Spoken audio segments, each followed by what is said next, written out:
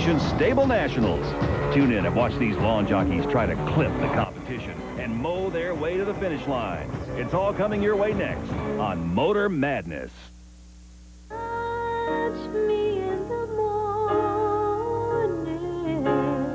Relax with the romantic moods of Body Talk, the sensuous collection from Time Life Music. And I think we can make it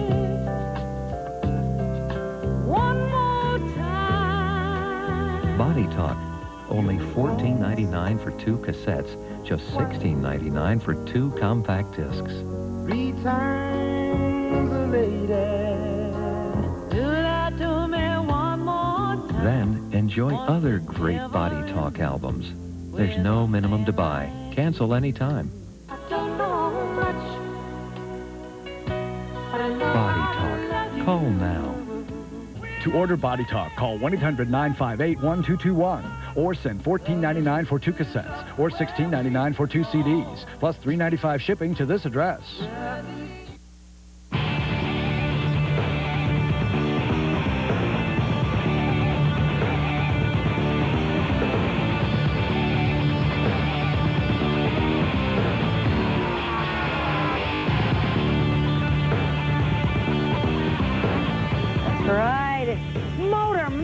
Haven't you missed us? It's been a while. This is our 3rd annual highlight show. Glad you could join us on a night like this. Motor Madness, Katie Haas, Steve Burns. Boy, what are we doing on these lawnmowers? Horsepower, huh? I've never been on a lawnmower in my life. I have plenty of experience. Well, you're a man. We'll explain all this, man, because we have got a huge variety of racing action. Big, big night in store for you tonight. We've got the World of Outlaws. They had their final race of the 97 season. If you missed it here on Motor Madness, we're going to show you all the details. It was the Las Vegas Shootout, and a surprise ending and a very happy ending for one family in particular. Yes, we won't say. And Swamp Buggy Mania continues from the 3rd Swamp Buggy Classic, and of course, the Intergalactic Crunch-Off Finals from San Jose, California. And that's not all. We've even got your monster trucks. They're back from way down south. They were in Beaumont, Texas. And we're going to show you all the crunching action, all the beating and banging, and then never-before-seen footage of the one, the only United States Lawnmower Racing Association STA-BIL Nationals. That's why we're here on these rides. These are the real racing rides right here. Let's crank them up. Let's go. No way. I'm not going anywhere on this, baby. No, you'll never. I've got experience in this series. You got it so bad. This is going to be huge. Stay with us. Motor Madness, World of Outlaws, much more coming up. Let's go. Let's go. No. Back off.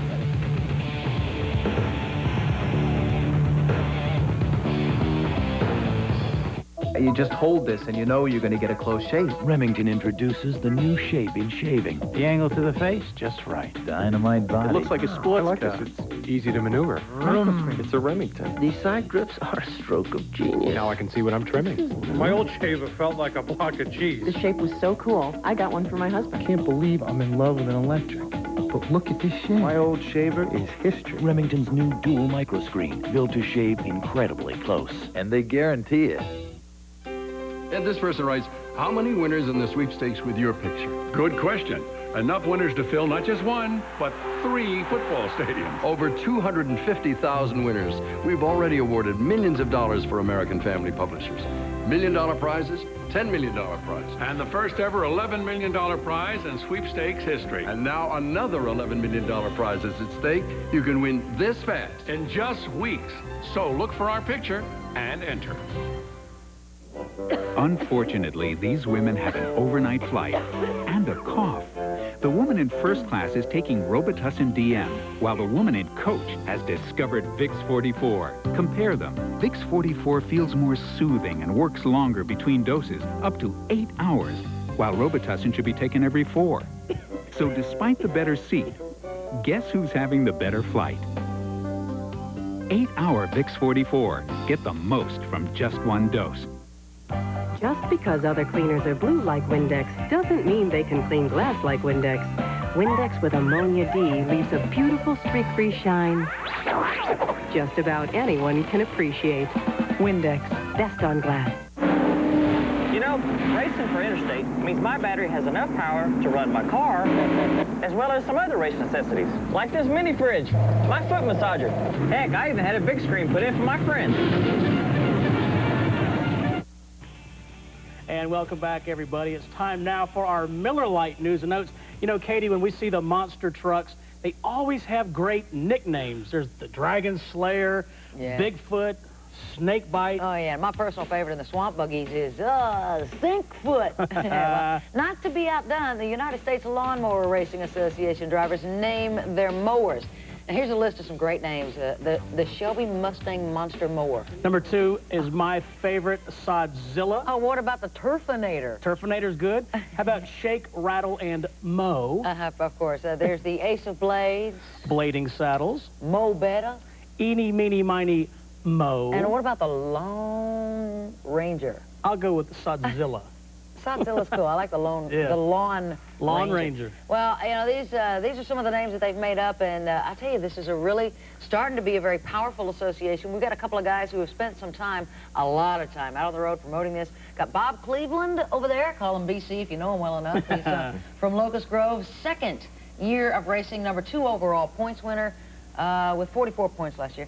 And this is his buddy, his companion, his mechanic, and a new drive too, don't you, Mark? Yes, I do. Mark Boyce over here from Locust Grove, also second year racing, number 3 overall points winner in last year, or this year, with 32 points, right? Last year. I'm sure you keep up with that stuff, don't you? Oh, yeah. Yeah. What fun. You guys got nicknames for your lawnmowers, I guess? Well, I call mine the Snapperizer. The Snapperizer. Mm-hmm. That makes sense. Kind of fits with the Snapper and my sponsorship. And it has that mean denali type. Gotta get the sponsor in there. What, does yours have a name? I've got the Red Snapper. The Red Snapper. Sounds delicious. That's very good. In fact, those were your lawnmowers we were sitting on at the beginning of the show, right? Yes, it was. The one I broke, sorry. Well, maybe I can fix it. Mark can fix most anything, but those are our fast lawnmowers we run around Atlanta Motor Speedway. Yeah. Now, I'm curious about this. I have a riding mower, love it. But how did the idea to race them come about? How did the series get started? Gentleman went over to Europe, as a matter of fact, and saw they do a 24-hour endurance race. And they did On lawnmowers? They do the Le Mans style, and they run for 24 hours. And he brought the idea back over and started the racing series 6 years ago. So it's been in the United States sanctioned for 6 years. 6 years, yeah. And you've joined each of you a couple of years ago, and you're already up there winning the big points. Now you, Bob, are work actually for Snapper, don't you? So don't you have a little unfair advantage there? Well, I guess so. I've been playing with fast lawnmowers for 20 years, and so I really just about had one ready when I found out about it, and I went just modified it a little bit and went racing. Unbelievable. And obviously the blades are gone, but how do you modify them? How do you get them tricked up? There's different classes. You can just buy a safety switch and put on your home lawnmower and go out racing for now, don't $10, give my $15. husband any ideas. But of course, you can get up to some and put some money into them if you want to a little bit. But it's mostly for fun. Anybody can do it.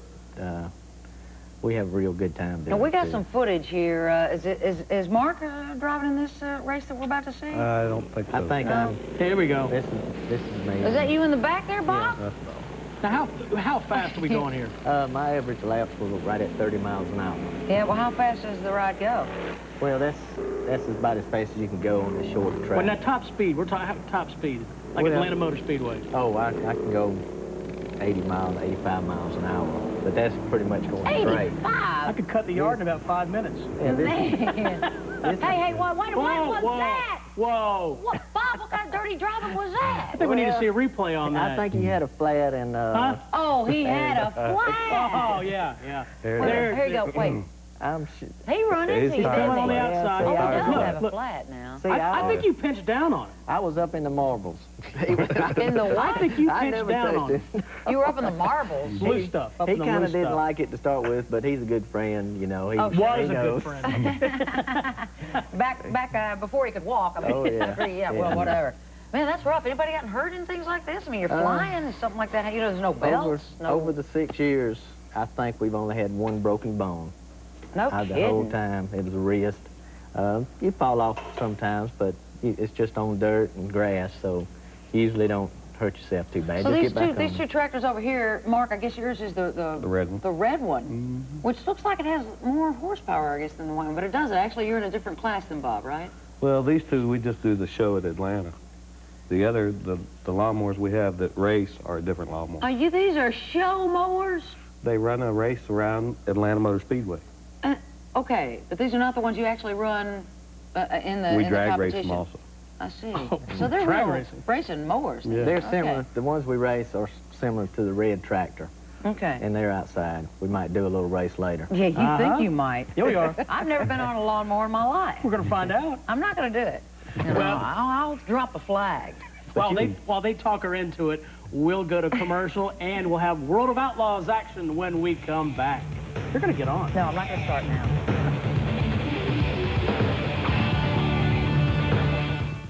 Every year, we open billions of cans the same old-fashioned way, cutting the lid, leaving razor-sharp edges that are as dangerous as any knife. Finally, there's a revolutionary new product that will change all that. Introducing Safety Can, the only can opener of its kind in the world. Safety Can actually penetrates the seal of the can, leaving edges that are incredibly smooth and safe. Safety Can's advanced technology actually produces 100 pounds of cutting power, penetrating the seal of the can at precisely the right place, at the exact angle. You're left with smooth, safe edges. It's amazing. Look, old-fashioned can openers cut the lid of the can, dropping it into your food. That's dirty. Yuck. Even the blade touches your food. It's unsanitary. But Safety Can's new technology glides through the seal of the can, leaving incredibly smooth edges. And look at this. When there's pet food left over, the lid pops back on, with the can and lid still intact. It's the most incredible kitchen product ever invented. Safety Can's ergonomic design is easy on the wrist. It does all the work, gliding around any shape or thickness of can. So which do you prefer? Those razor-sharp edges left on the lid and can? Or those smooth, safe edges with Safety Can? It's the world's safest opener. In fact, Safety Can is so amazing it was awarded a United States patent. It was even named Great Britain's Kitchenware Product of the Year. Get your Safety Can today. Available through this special offer for the incredible price of just $19.95. But wait, call now and get the Safety Jar absolutely free. Why struggle with stubborn jars? Now you can open any jar or bottle with ease. Safety Can and Safety Jar, both for just $19.95. Safety Can. For safety's sake, call now. To order Safety Can, have your credit card ready and call 1-800-424-1700 or send check or money order for $19.95 plus $5.95 shipping to the address on your screen. Call 1-800-424-1700. Sorry, no CODs. Welcome back. Motor Madness, our third annual highlight show. Man, we got it all for you tonight, beginning with those great World of Outlaw drivers. This is a big shootout. It is, and I think we're going to have a shootout. You're going to get on the lawnmower. Oh, come on. No way, buddy. I'm not doing your hard work. Okay. Don't start it. We'll work on it. Well, let's go right now to Steve Evans in Las Vegas with a Viver and Dash. No way. A real family crowd tonight here in Las Vegas, having a good time. The Frisbees are being thrown, the banners are all over the grandstands, and everybody is having one terrific time. The Dashes, I autographed the back of that. So did Brad Dooley. Little girl, turn that around. The good side is on the back. Anyway, let's go down to Bobby Jolie. There's more of the Dash coming out. Well, you know what, Steve? I have a question for you. What do you do after you win the C main event? Well, of course, you eat pizza.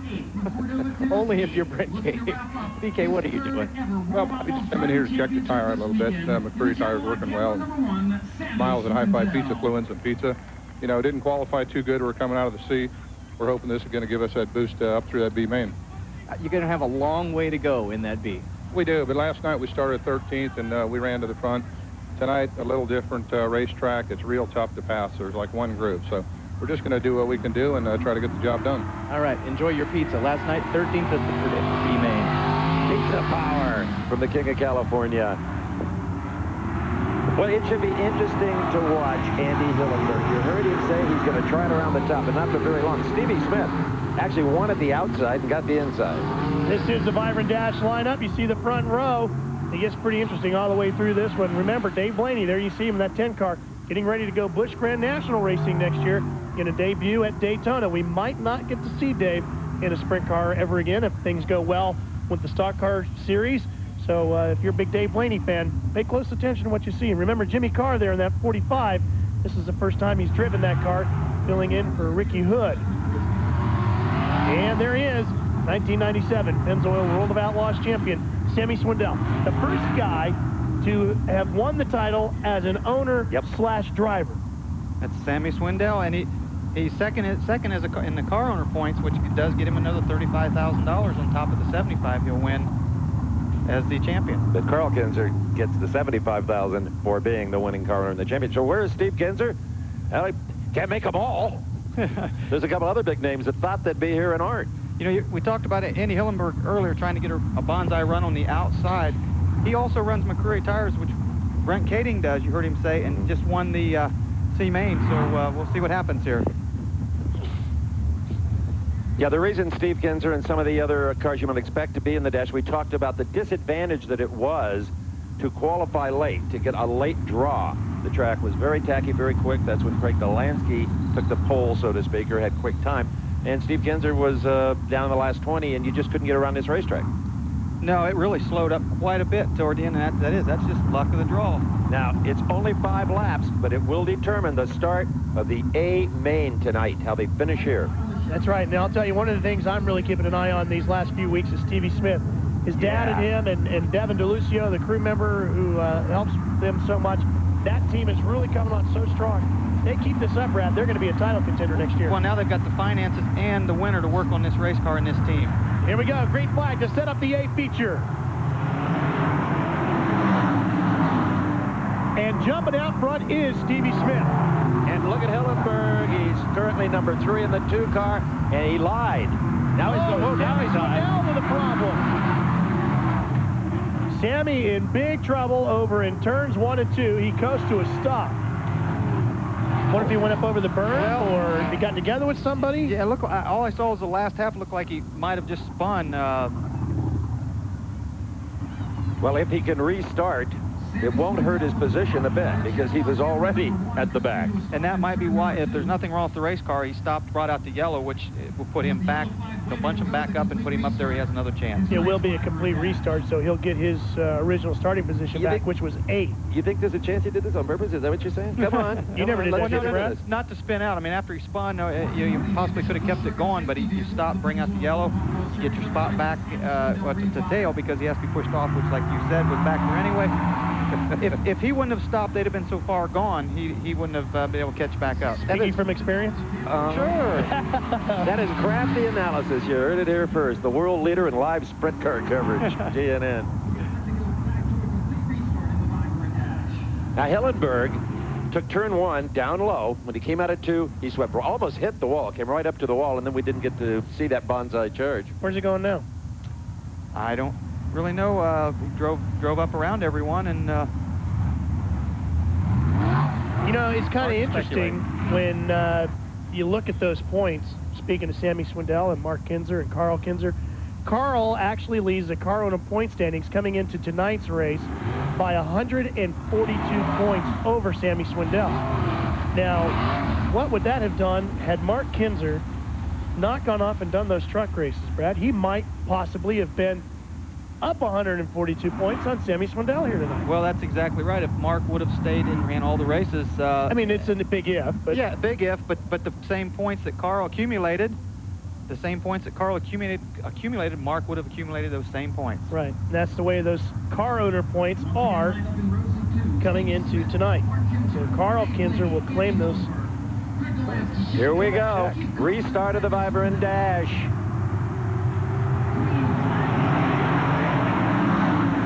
Everybody spinning those tires down the front straightaway. Boy, you saw Hillenberg on the outside of Mark Kinzer, and he got such a good runoff. He turned it and tried to get under him going into turn 1. Just couldn't make it stick.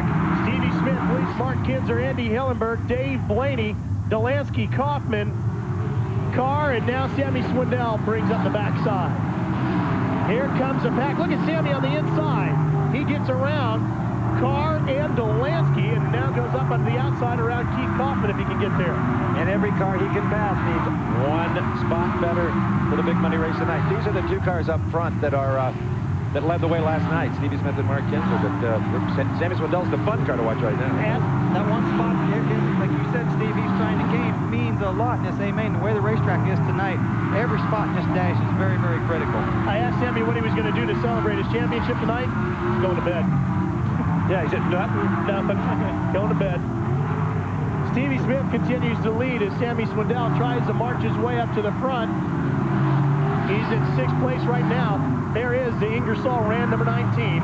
That's Stevie Smith. His dad really dialing this chassis in. Well, again, it's a coil, what they call a coil-over car, which Sammy had run the last few years back to a torsion bar car. But on a racetrack like this, generally the four-coil car is better on a smooth, slick racetrack. The battle for second. Mark Kinzer, the white and orange 5M, the Work in America car. And Andy Hellenberg, the STP number 2, with his hands full of Dave Blaney. Blaney finished second here in February, and the checkered flag is going to go to Stevie Smith. Second place to Mark Kinzer, third to Hillenberg, fourth to Blaney. Fifth goes to Sammy Swindell, who did get around Keith Kaufman. Keith is sixth, Delansky, and then Carr. And that means that Stevie Smith will start on the pole for tonight's A feature, and the loudest cheer in the place came from Bobby Gerald. And I'm standing by with Paul McMahon, who is going to be starting on the outside of row number 5 in tonight's B main. And Paul, they're only going to transfer 4 cars in the B main. You're starting 10th. You've got your work cut out for you. How tough do you think it will be? Well, Bobby, the track's real slow right now. It's right around the top. You know, hopefully we get this Mopar near the front tonight. We got to get the top 4.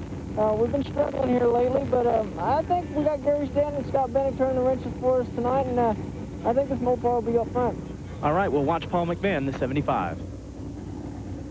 As the cars exit the racetrack, that is where they head not off a cliff into the city of Vegas, but down into the pit area. Let's check in with Dave Reed.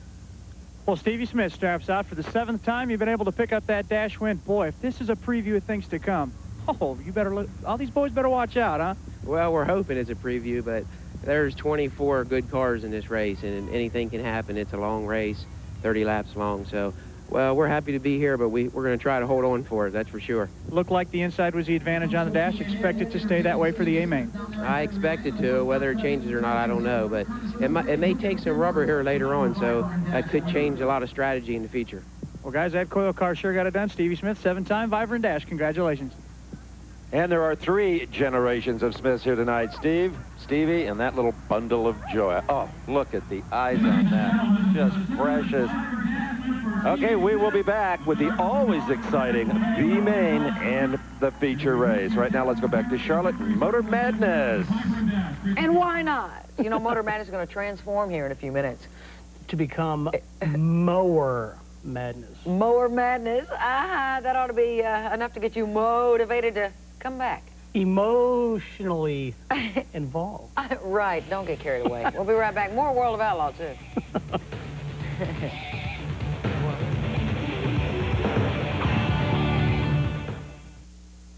This year in America, husbands and wives will hurt. Children will cry themselves to sleep. Time and time again. Teens will look somewhere else for understanding. Parents will feel like they are failing. This year, there will be many problems that could be resolved. The teachings that can change the world haven't changed. They come from Jesus Christ. His teachings can strengthen families, bring greater peace, and happiness. You can have a free copy of the King James Version of the Bible when you call this toll-free number. It's a gift without cost or obligation. There are solutions. There is hope. The teachings that can change the world come from Jesus Christ, and they're free for the asking. To have a happier new year, call now for a free copy of the Holy Bible. It's a gift from the Church of Jesus Christ of Latter-day Saints.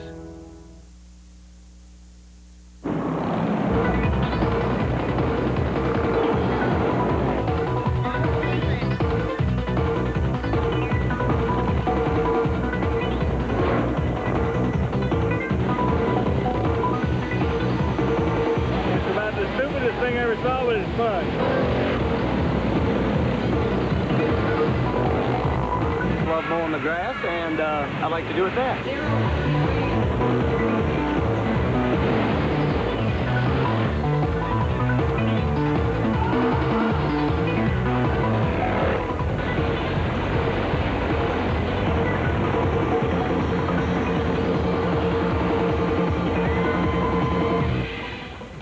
Yeah, those are actual speeds. We did not speed that up at all. I popped a wheelie like that on my lawnmower, but it was an accident. Yeah, you were going down a hill or up a hill. Either way, boy, I hope my husband sees how quickly these vehicles can go, so we can get the yard done a lot quicker, and then he'll start racing them. Then start putting his tools away in the basement.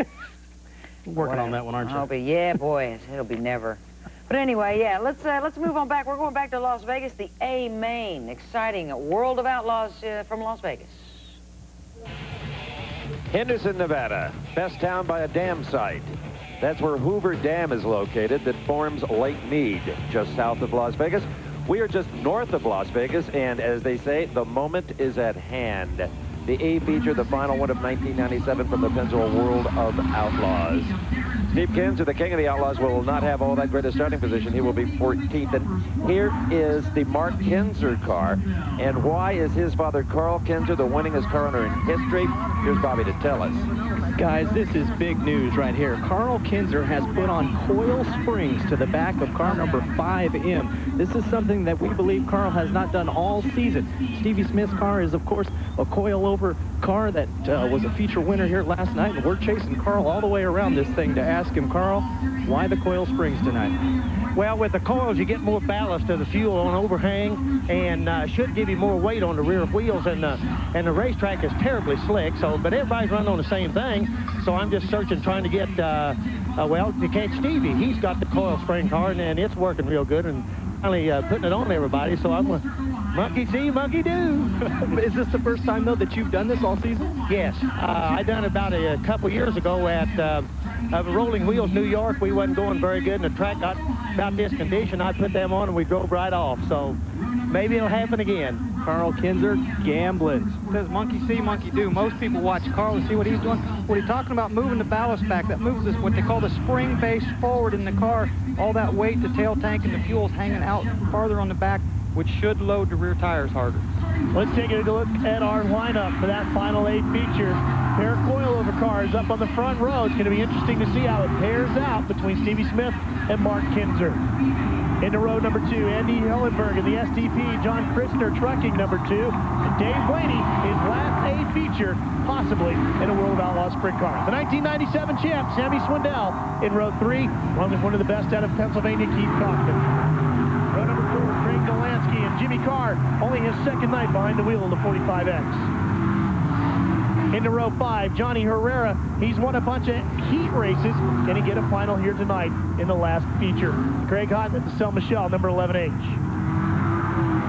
Back on through the field, Jeff Swindell in row number 6, along with Darren Pittman as we work our way on through the rest of the field. And Brad, as we take a look at this field, one of the things about Carl Kinzer is that he is really good at doing something to the car and then convincing his driver that this is what you needed.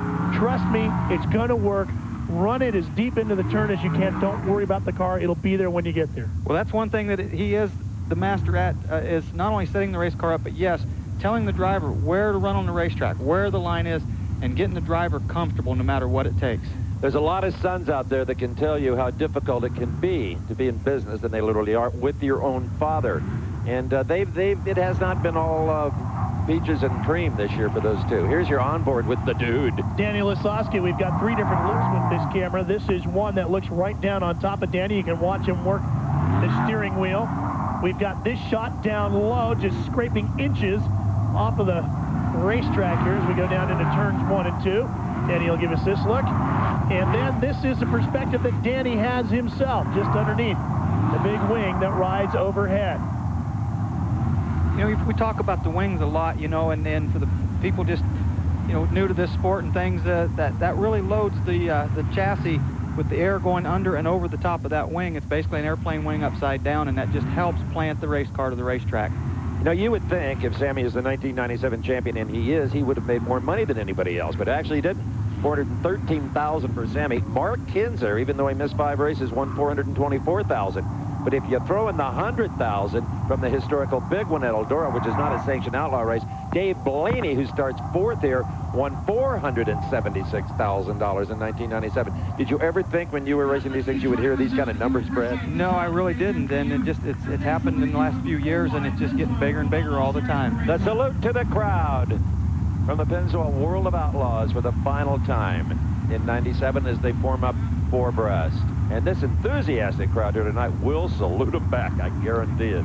They're all standing Everybody applauding. This is, as many times as I've seen this, I still like it. I mean, I still get a little misty-eyed, but you know, get a little lump in your throat. I'm sure the drivers as well.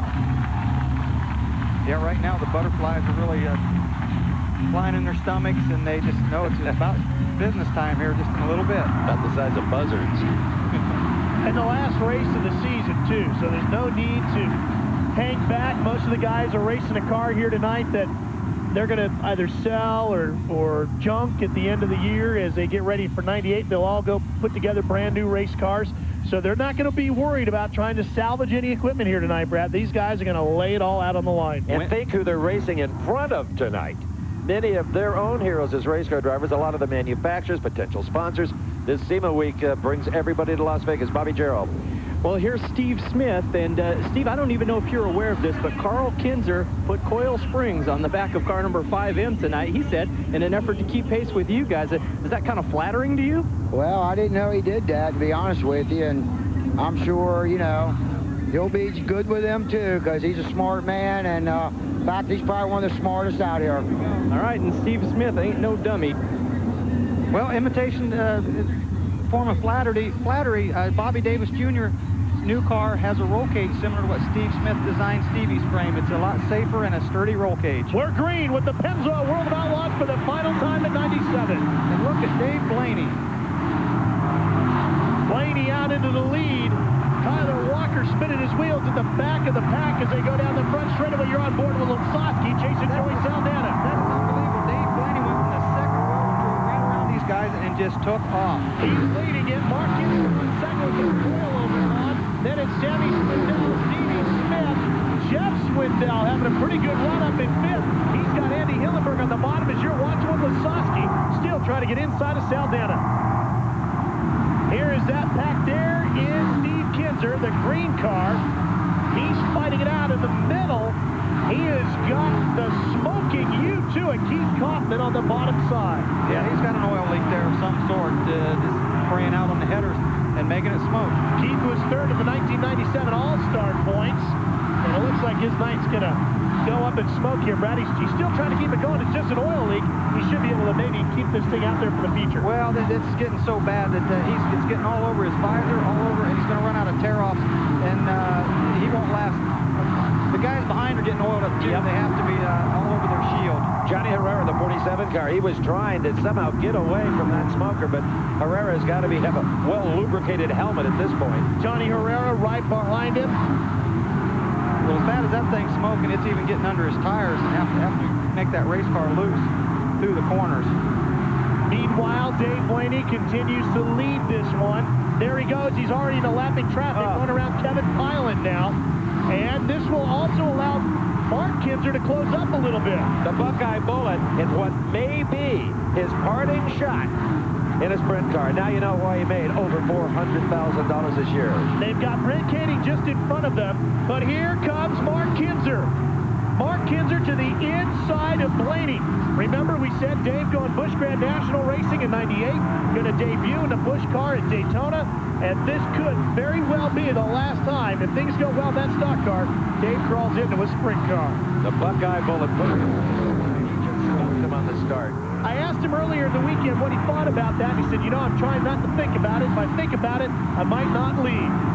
Well, it's got to be mixed emotions for him. You know, he's really successful with this and has made a lot of money. Ooh. And to move up, as you can see, the higher he goes underneath of Tyler Walker there, coming out of turn 4, got crossed up a little bit, and there comes Mark. What a call Carl Kinzer made on flipping those coilovers. This is the quickest that 5 cars run all week. Yeah, you know, again, he's not one to just sit around and settle for what he's got. He's always trying to innovate and new things. Craig Delansky also moving through the field. There he is in the red 1W. Craig Delansky on the fly. He has gotten past Stevie Smith.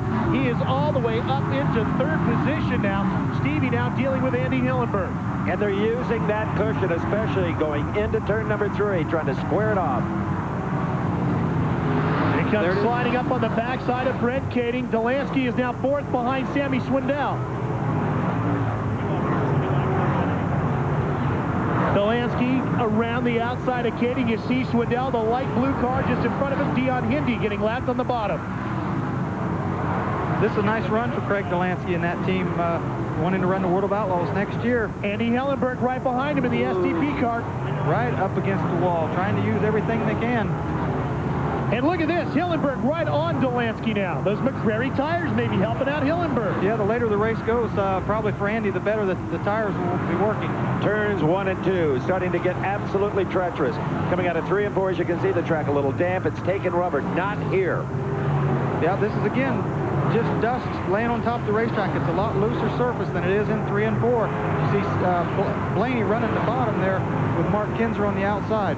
What better way for the Buckeye Bullet Dave Blaney to end his association, not only with the Outlaws, but with Vibrant. Look at Blaney, he almost got in the back of lap 10. Here comes Mark. Mark Kinzer closing right in as Jimmy Carr held up Dave Blaney. And now Mark Kinzer to the outside. The Silver Cup winner coming for the lead here at Vegas. The Kinzer horsepower right here. What a call Carl Kinzer made and set up here tonight. He has given his kid something he can go running with. Well, Blaney got slowed up behind Jimmy Carr there, and he's moving around on the racetrack. And I don't know whether they have the radio. Sometimes they run radio, sometimes they don't. And his crew is probably telling him where Mark is, and he's moving around trying to keep him back there. And here comes Sammy Swindell, the #1 car. #1 in your program all next year. Sammy Swindell coming up. He's right behind Mark Kinzer. Sammy running in 3rd. Sammy needs a yellow. Steve Kinzer is now up to 4th. He has gotten around Delansky. Delansky is in 5th. Then it's Hillenberg and Jeff Swindell still running behind him. He's having a pretty good night. And Steve came out of the 14th hole. The king of the Outlaws with incredible car control. There's Steve right there now working around Jimmy Carr. That Quaker State car coming alive here tonight. And remember, these guys are fighting it out for 2nd in the point standings. The way it's going right now, Blaney's going to lock that up if he can hold on and win there. Yeah, all he has to do is hang on. And when we saw Steve come out of turn 4, it looks like it's starting to get some rubber down, or the track is getting a little tighter coming out of turn 4 on the bottom to the middle of the racetrack. This could go green to checker the way they're running, Brad. Just as you say that, the yellow's out, Ralph. Oh, there I go for opening up my big mouth. Problem over in turn number 4 is where it's at. Gary Lee Meyer. Yep, Gary Lee Meyer and Stevie Smith. And Hodnett. That's Hodnett, not Gary Lee Meyer. So Hodnett and Stevie Smith in the same incident, and they were fighting for position 6 and 7 in the points. Yes, they were. That is exactly right. And 6th and 7th in the points. Well, Stevie Smith had 6 and Hodnett had 7, so that would probably stay that way. Now, Hodnett crashed at Phoenix last week as well, so he had a rough finish to the end of the 97 year. Sammy Swindell had just pulled up on the back of Mark Kinzer when that yellow came out and appeared to have enough momentum to have passed him for 2nd place. 17 laps are completed here. Stevie Smith had engine problems back here in February. Tonight he ends up in a crash. Kenny Lasowski ready to go racing when we return to the Pennzoil World of Outlaws at Vegas.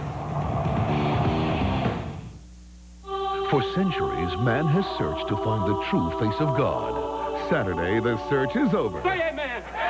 Just in time for the holidays. I'll take it from here. The really big guy is coming to town. You swear to tell the truth? So help me, mate. You're God. Work a few miracles. The last miracle I did was the 1969 Mets. I know how crazy this all sounds. No, you don't. John Denver, Terry Garr, Paul Sorvino, and George Burns in a divine comedy. Thanks, God. You're welcome. Oh, God, Saturday on ABC.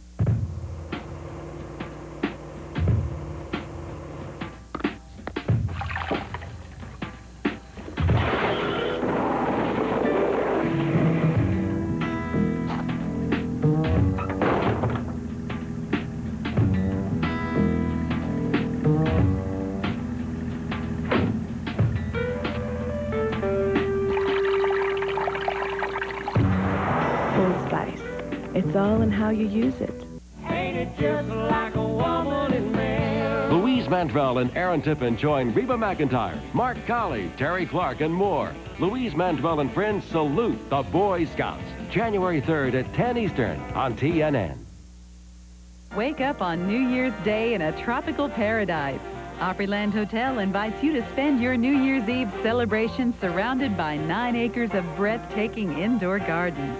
Select one of 4 great parties and dance the night away to your favorite sounds. Choose the high-energy country party, 3 decades of rock, the big band gala, or the rock, roll, and disco party. One-night packages starting at just $179 per person include accommodations at the magnificent Opryland Hotel, a delicious dinner, exciting entertainment, party favors, a midnight toast, and a fabulous New Year's Day brunch. After the party, stroll through the gardens to your room. Packages also include late checkout. Reservations are going fast, so choose your party and call now. 1-800-316-1316. Enjoy a safe and happy New Year's Eve 1997 at Opryland Hotel. With 13 of 30 laps remaining in the A feature here in Las Vegas, you can see the top 5, Blaney, Kinzer, Mark, Sammy Swindell, Steve Kinzer, Andy Hillenberg. We are still under yellow because of an incident involving Greg Hotnett and Stevie Smith. Let's right now go down to Dave Reed. Well, we're down trying to get this Michelle car off the racetrack right now. Greg joins us. Unfortunately, you're out of the race. Obviously, you're okay, but what happened? Well, Stevie tried to go in on the bottom there, and I was going to go around him on the top side, but he got about halfway through and decided, and he couldn't stick on the bottom. So he drove back down to the cushion. I just happened to be there. It was just a racing incident. No fault, just one of them racing things, like you said. Hey, what's that? Say nobody's fault, just one of them racing things that happens out on our slick racetrack. Yeah, he was just racing hard, and we were too, so it was part of racing. But look forward to 1998. You'll see this young man in that Vibrant car. A couple of things to take note of here. Drivers on the move as you watch from Danny Lasowski's onboard camera. Steve Kinzer has moved from 14th to 4th, and Brent Kading has moved from 22nd to 9th. Kading, remember, on the McCrary's, Kinzer on the Goodyear. So both tires seem to be working if the setups are right. Yeah, and Kading generally doesn't run a slick racetrack like this guy from Northern California, so they've really done a good job tonight. If they let Dave Blaney get away like they did at the original start of this race, you can put a bullet in this season. Yeah. The Buckeye bullet. It'd be over. It'd be over. Green at the cone. Now let's see what Dave does here. Would it be best to bog him down and then jump on it since they can't get all that horsepower to the ground? No, I don't think so, because then you bust the tires loose. He's there. He's got a roll and start off of turn 2. But Mark stays right with him, and Sammy to the bottom. Mark goes high. Dave Blaney stays to the bottom. Both Kinzers go high. Steve's up there as well. Mark now sliding through 1 and 2. You can see the dust as Mark went through there, the dust flying off the tires. That's just laying on top of the racetrack. It really makes it slick. 3 and 4 doesn't have that dust on it. And there's Steve Kinzer going under Tyler Walker into turn 3. The king of the Outlaws on the move. Steve Kinzer trying to catch up to his nemesis, Sammy Swindell. Boy, they've had a couple of rough weeks. We saw what happened last night between these two. What will Sammy do now? If Steve comes up, tries to get by him, you think another payback? Well, hopefully it's over with. I mean, these guys have been racing for 20 years. They've had their ups and downs, and, you know, I think right now they're just concentrating on racing. I talked to both of them. It is over. Everybody got their little revenge, and here comes 7TW Jeff. Got that Ford working now, doesn't he? Yeah, he started 12th, and he's having a good run. The king of the B feature. I told you, I warned you about him. The fight for second place. Sammy Swindell on the outside of Mark Kinzer. Got a run off turn 4. Going by. Sammy picked up 25 grand earlier this year, winning the Williams Grove National Open. That was his biggest payday this season. I don't know what tires, but Sammy's definitely getting faster as Mark Kinzer is slowing. You're right. This race is coming to Sammy. Yep. Those coilovers might have worked, but maybe they chose the wrong tire on that 5M. Now here comes Steve Kinzer. He's going to get around Mark 2 to the bottom, and Mark dropping like a rock now as Jeff Swindell closes in as well. And just within the last couple of laps, Mark has slowed considerably. Got to be tires, wouldn't you think? I would think so. I mean, it's just speculation. It could have an engine miss or something, but yeah, he's searching around. He's running all over the racetrack trying to find something. There's Jeff Swindell right behind him. Mark Kinzer, 31 quick times, 14 heat victories, 17 dash wins, and 7 A feature victories in 1997. Boy, it's a helpless feeling as a driver when as Mark Kinzer right now. When your car starts slowing on a slick racetrack like this, all you can do is move around all over the racetrack and try to find a place, which he's doing. Yep. And when it's spinning like that, it's just a helpless feeling. He really tried to come back there, got up alongside Steve, poked his nose out in front, and then just fell back. Jeff Swindell getting up underneath Mark Kinzer now, and here comes Andy Hillenberg behind him. He finished 5th here in February. He could be a player. Remember, he's on those McCrary's. Yep. The only win Jeff Swindell had. Jeff goes right around. Jeff Swindell. He won here in the spring. Jeff Swindell with that 7 car. Boy, and he's got to be feeling so good, Brad, because he has struggled so much this year with engine problems. It's going to be good for him to go into the wintertime, even if he doesn't win here tonight, to know that as a driver, when things worked, he hadn't lost any of his touch. Well, he's going after Big Brother now. That's what, there, look at this. And he's going after Blaney. Sammy goes around Dave Blaney, and here comes Jeff. This is going to be a great 3-car fight here in the closing stages at Vegas. Jeff Swindell, we've seen him on these slick racetracks. He has a slick as he goes around Sammy closes. And look at him come after Dave onto the outside of Dave Blaney. He was so fast, he had to drive to the top of the racetrack to keep as he He got it. He has got it. Unbelievable. Jeff Swindell is going to lay claim to Las Vegas as his own personal stomping ground. Give him the deed if he pulls this off. And Dave Blaney, slippy coming out of 2. He's going to lose it. Now Steve Kinzer. Blaney lost 3 or 4 spots coming out of turn 2. There's Sammy. Look at Steve Kinzer on the outside. He's going to dive down to the bottom of Sammy. Folks, if you don't love this, don't ever bother watching one of these again. This is as good a race as you're going to find anywhere. I don't care the division.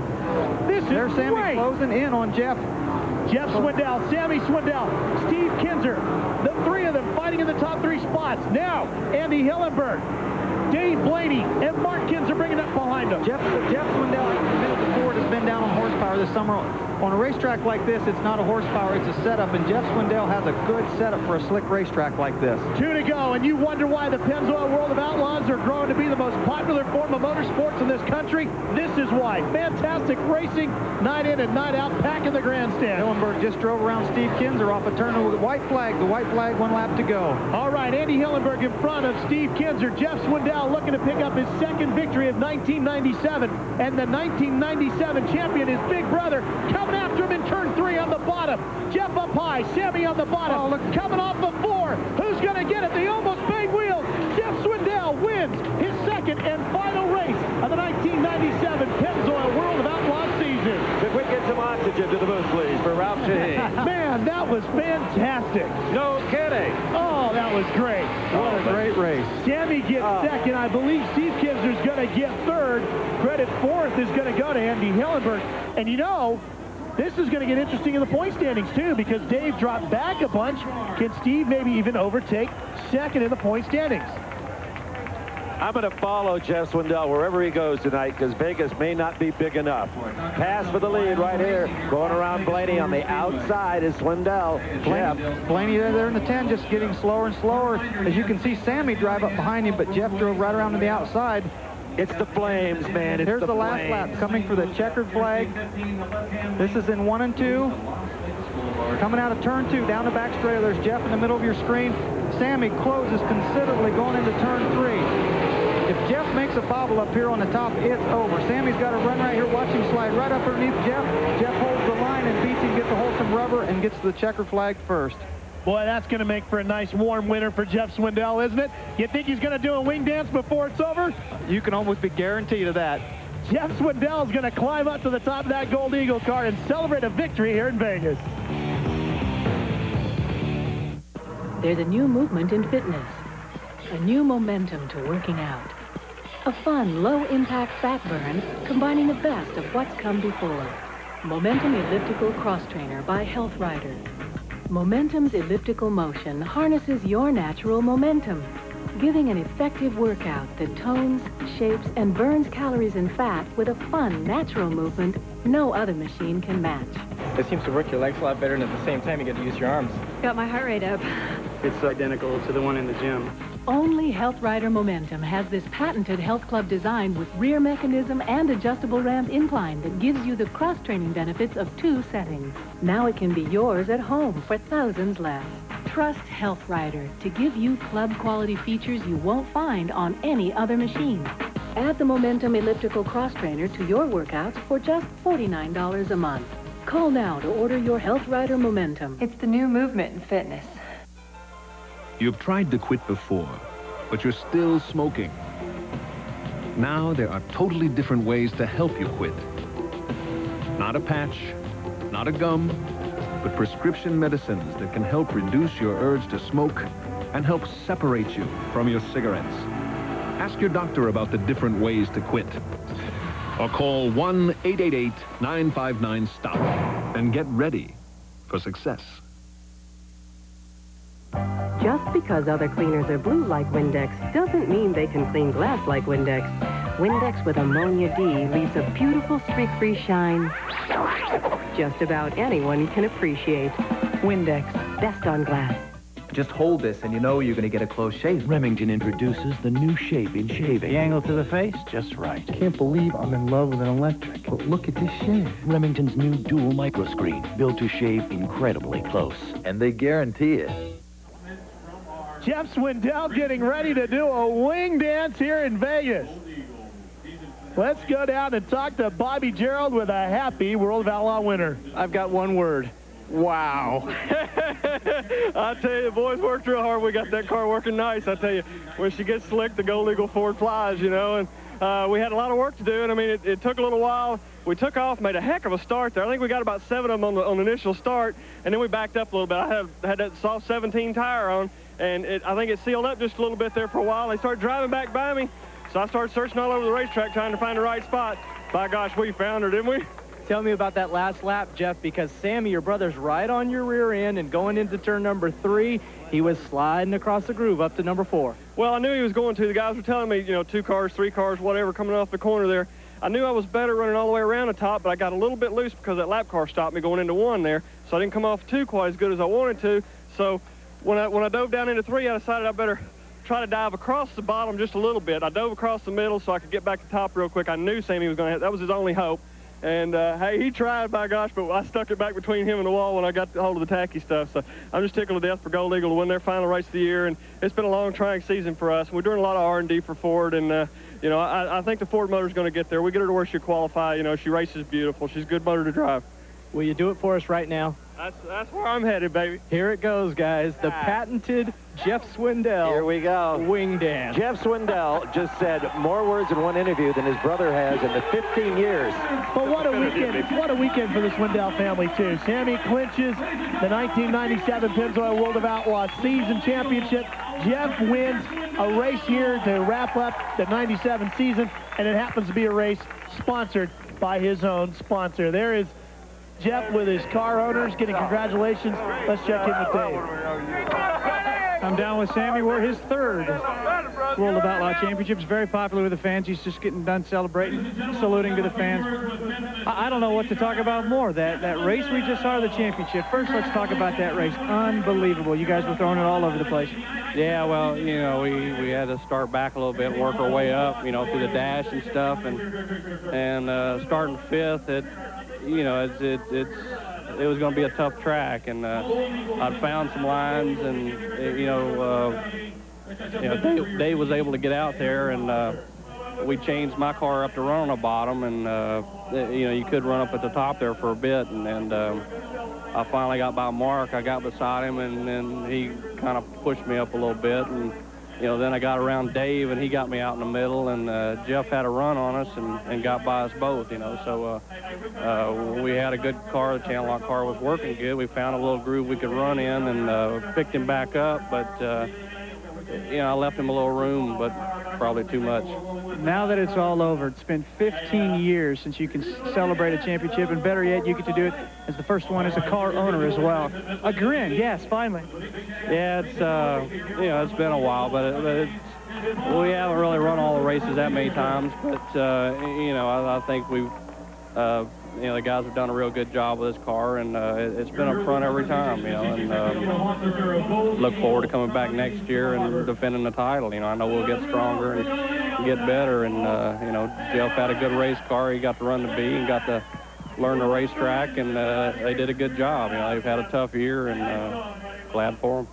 His 3rd championship. It's been 15 years, like we said, but Sammy Swindell gets the job done. And finally, we get to see Sammy with a big grin on his face, guys. Jeff Swindell wins this on a 17 Goodyear. That is a very soft tire.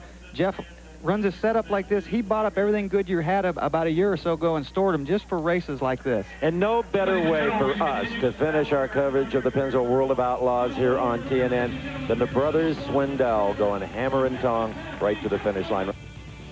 Man, it was exciting stuff, and it's too bad the season's over, but it won't be long before it starts up again. They're going to go at it for so many, over 100 races a year with the World of Outlaws. They're very serious, and the Swindell brothers about as opposite as they come. I'll say. Look at these mowers, look at these mowers. Yeah, I'm riding mine side saddle. But up next, we have swamp buggy racing. Lawnmowers are coming, though, but swamp buggies just ahead. Yeah, right. We're supposedly going to go outside. There's the race course. And have some kind of race. But I'm not doing it because There it then, is. you know, I'm cleaning out gutters and, you know, taking the garbage out. It's not going to happen. I'm not going to Look at that. I'm right.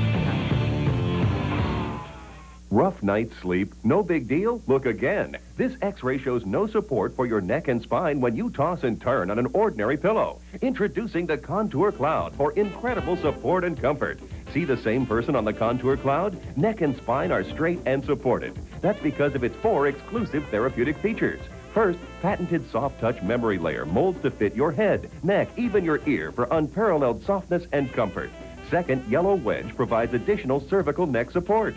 Third, Blue Base supports and aligns your spine for a great night's sleep. And finally, this exclusive Crescent helps relieve uncomfortable pressure on shoulders. It gently cradles your head and neck. It even cradles your back. I need neck support, and I used to use the egg carton type pillow. I think you know what I mean. And there is just no comparison. This pillow is the most comfortable pillow I've ever used, ever. With other pillows, I wake up, I have numbness in my fingers, I have pain in my shoulder, I'm sleeping on my side, whereas with this pillow here, I wake up, I feel as though I've gotten a good night's sleep. Watch again how ordinary pillows simply don't support you. Now see how the Contour Cloud cradles your head in softness as it supports and aligns your spine.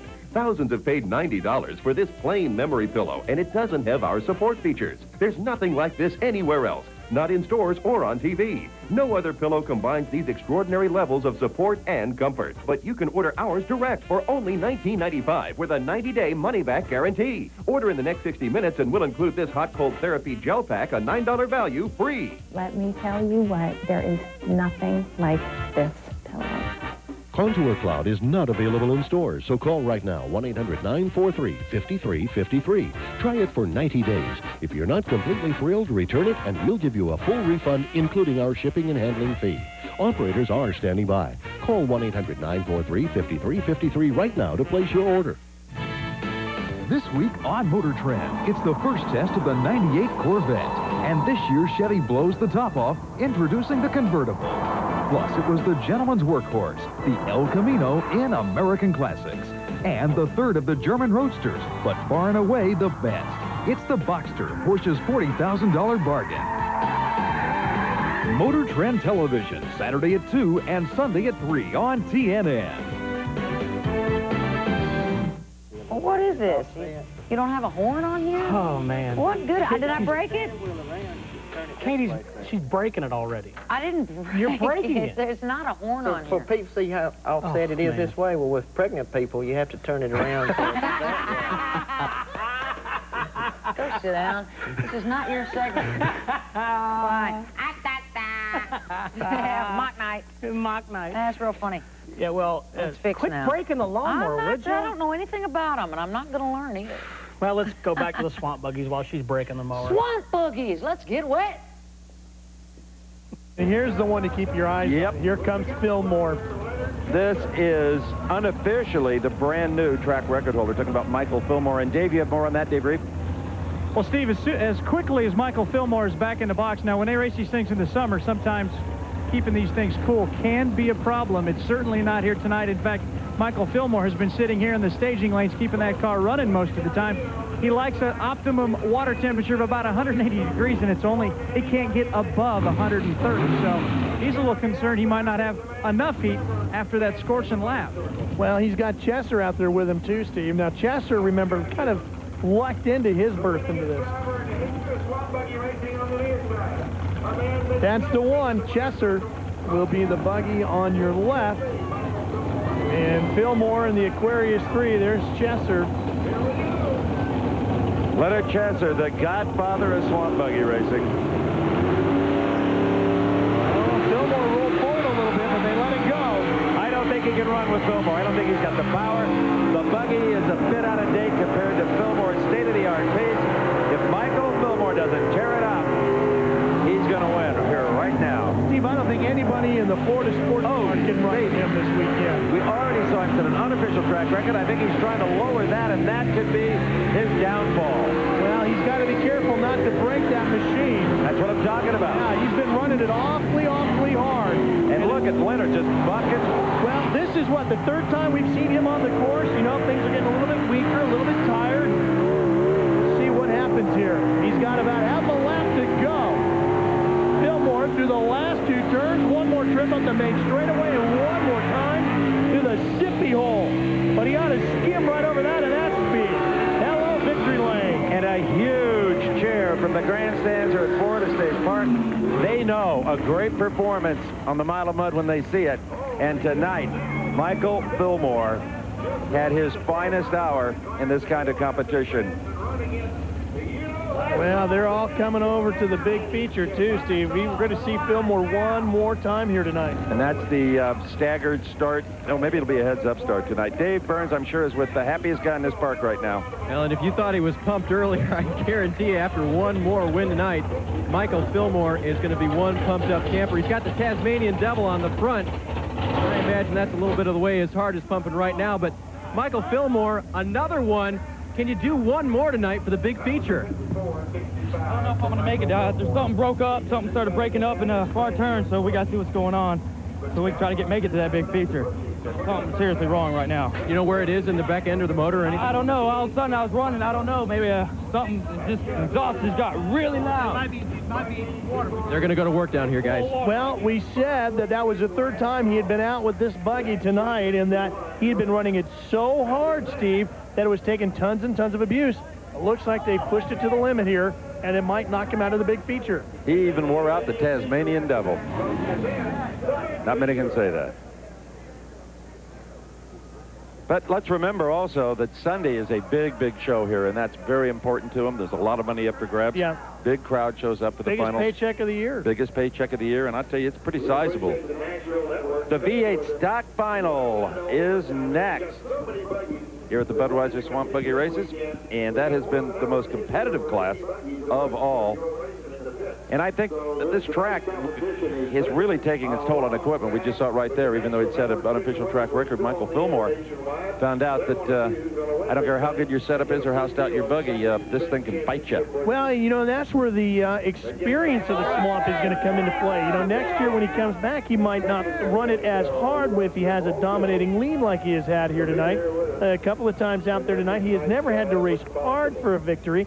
Had he eased up a little bit, you know, he's been winning by half a lap. He might have been able to save the equipment a little bit more and make it into the to the feature. Now, what they're doing down there is refueling some of the buggies, putting the fuel right into the fuel cell, just like you see in any Winston Cup or Busch car. A few years ago, you wouldn't have found a fuel cell anywhere in this place. No. Just old moon tanks or possibly an old GI tank strapped to the side of a machine. Now they've come a long ways as they Zeus button the panels back on, got the high-octane racing gas in the tank, and the V8 Stock Final coming up. Maybe the hardest fought final round of them all. And there's a Swamp Buggy racer of the future.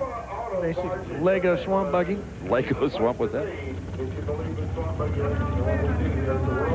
Yeah, they've been turning these machines around pretty quick here in the later stages of the evening, so these guys have just been refueling down here on the line. What is that strapped to the left side? Is that almost looks like a flashlight. All right, just two buggies. We got one scratch. Dan Rickard, he's going to be the favorite, no question about that. The Porky's barbecue car. Looked like maybe it was a shift light. Maybe. If it was pointed the wrong direction. Yeah. And there you get a look at a very heavy-duty quick change rear end. They can pull that panel off if they've got enough time, that back plate, and actually change the gearing. And they think that big on switch there you see at the back, and that yellow square, one of the safety features. Yep, kills all the power. You can do it externally. There's the battery to the left side, getting all the weight back for traction. That's right. Dave Reef, you got some more for us? Well, while you guys were watching Porky's Disorderly Conduct get refueled, if you'd have looked in the back here just a little bit ago, there was a ton of steam pouring off of here. They're having exactly the opposite problem. They just threw a bunch of ice in there on the radiator, trying to cool this thing down. As far as Bob Weeks goes, this first final for him, so there's a lot on the line for that Chesterfield car. Disorderly Conduct and Last Call. Last Call was awfully strong in its race. That might be the one to watch. Yep, going to be tough to beat the orangish-red buggy, even though he's got the outside. Oh, he really kind of jumped it, didn't he? It just nailed him. I don't think he jumped it. That shot there gives you an idea how little those front wheels actually roll. You can see how slow it was turning due to the logos on the side compared to the rear wheel. Got to keep that inside line, the shortest distance around. That's Carl gets to run way out up the long side. Oh, but he's got it, Steve. Look at that. Unbelievable. On the inside, he brakes. Unbelievable. May have overheated the motor. He might have. Now, if you're this guy, all you want to do is ease off the throttle and bring it home. Especially when it's your first ever class final win. He's still got the big feature, which he can end up winning that, especially if Fillmore is not going to... Oh, his tire's coming apart, Steve. The right front tire is coming apart. And they're more... He might not make it home. And they're more like a rubber band than a tire. They're only about 1.5 inches thick. Even if that comes off the bead, if he can keep the wheel on the spindle, he's going to make it. Checker's out. Yes. Wow. How lucky was that? But can he repair it for the big feature? Yeah. Because with Rickard out there, he'd have been a favorite if Fillmore doesn't run it. There's some bucks here for the taking. But you're looking at just a bare wheel there. Almost like the Bonneville cars now running solid wheels. Yeah. All right, Dave Burns is down there. What's going on, David? Well, Bobby Weeks is pulling it in here, and you guys are exactly right. There is no rubber left on that right front. And Bobby, could you feel that tire going away at all? Well, we can't hear anything down here, guys. Let me show you what might be the secret to his victory right down here. It's a wooden steering wheel, and that comes off of the very original Outlaw that was driven by Lonnie Chesser. So that may be his key to victory. Okay, we have got the big feature to come. We still have the ProNyne final to go. It's setting up, and the V6 as well. Stay with us.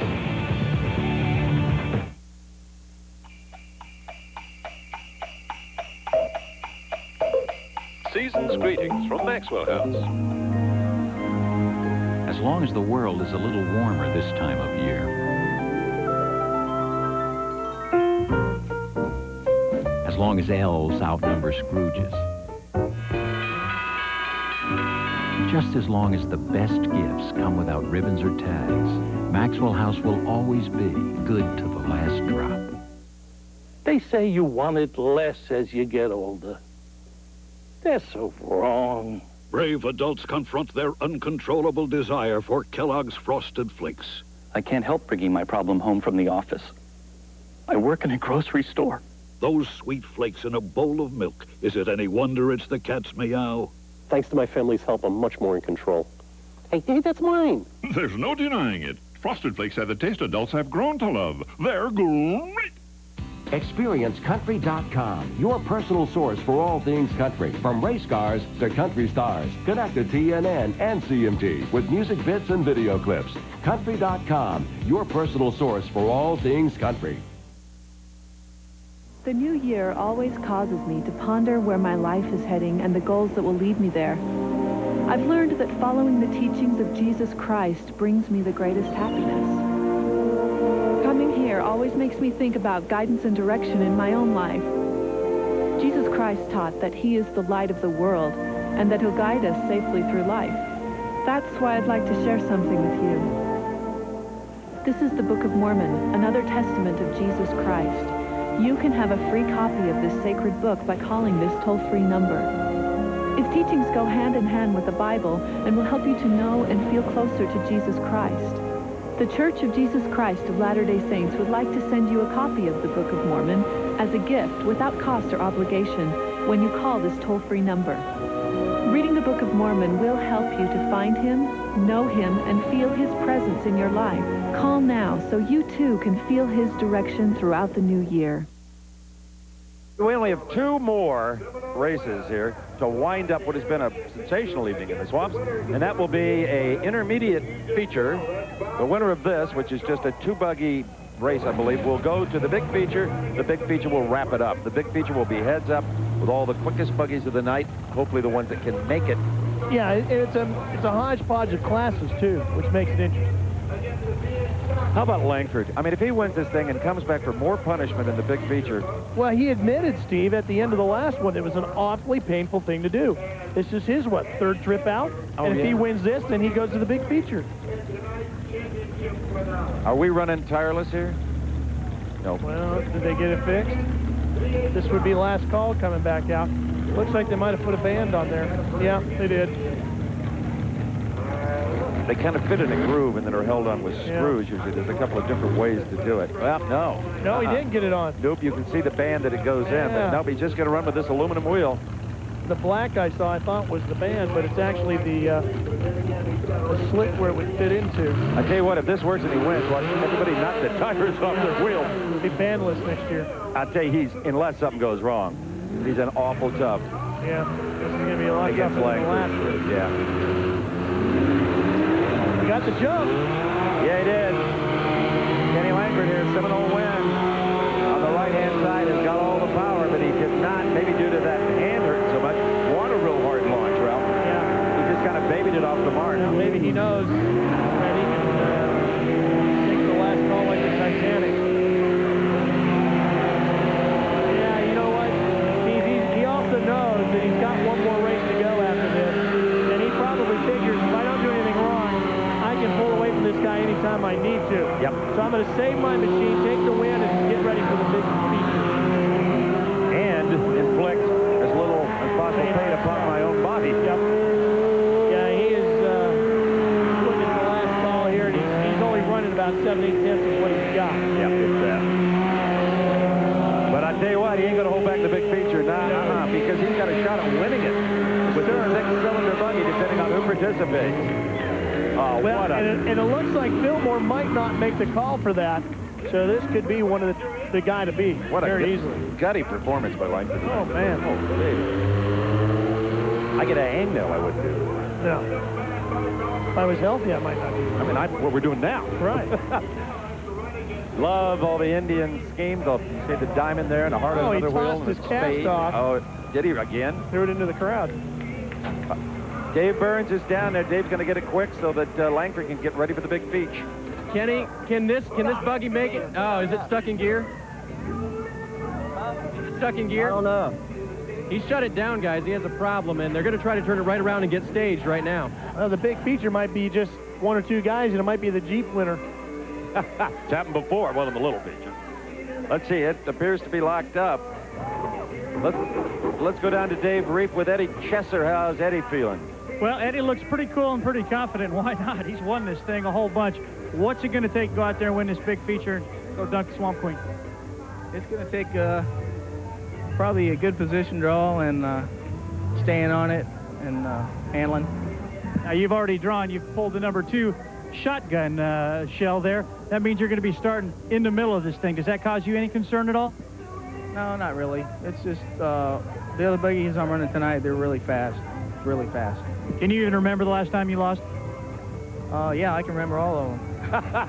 And that's exactly why he wins a whole lot more. Incidentally, who did pick the number 1 pill closest to the wall? That would be Michael Fillmore. That means Kenny Langford will start all the way to the inside or the top of your screen, guys. If he makes the call to the line. Well, it sounds like he drew. Well, yeah, he drew. I'll tell you what, let's head back to Charlotte. Okay. We're here. I was just engulfed. That poor guy sitting on the fence had me a little worried there, but there's still more action coming from the Swamp Buggies, one of the great places in the whole world where they do this from Naples, Florida. What's Pro-modified, V8s, all them? All of them.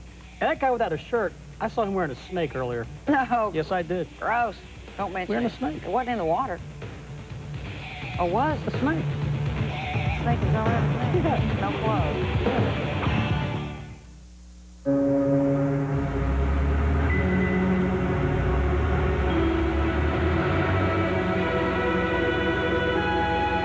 What if nothing stood between you and where you needed to go?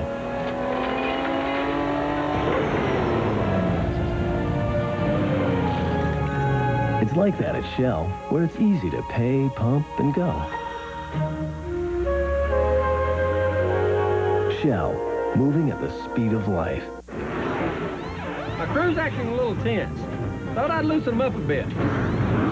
Hey guys, is your work guaranteed? Lifetime guarantee? What do you think this is, Dale? That new GM Goodrich Service Plus? Smart guy. Select GM dealers now give you a lifetime guarantee on parts and labor, plus upfront pricing, plus courtesy transportation. New GM Goodrich Service Plus, like they say. The plus means better! Call for the Select GM dealer near you. So those lawnmower guys are raiding our refrigerator and eating our Cheetos. And they're going to race around the parking lot. That's going what to be you big. say. I don't know about that. We also have some demolition derbies coming your way, but right now, why don't we head on back to Naples, Florida for more great swamp buggy action. Michael Fillmore, when we left him here at the swamps, had a problem in the buggy. And Michael, you guys went underneath. What did you find? Well, we found out that our transmission don't have no reverse and the trans brake don't work. So we're just going to have to go out there and do our best to see if the transmission will hold up for us. Now, what does that mean in terms of the start line for you? I won't get as good as whole shot. He has to use the foot brake, guys, and that doesn't work as well as using the transmission brake. Well, what the trans brake really allows you to do is bring the RPMs up. He's going to have to leave from almost a dead idle. I'm not sure it's going to hurt him too much. Not in the least.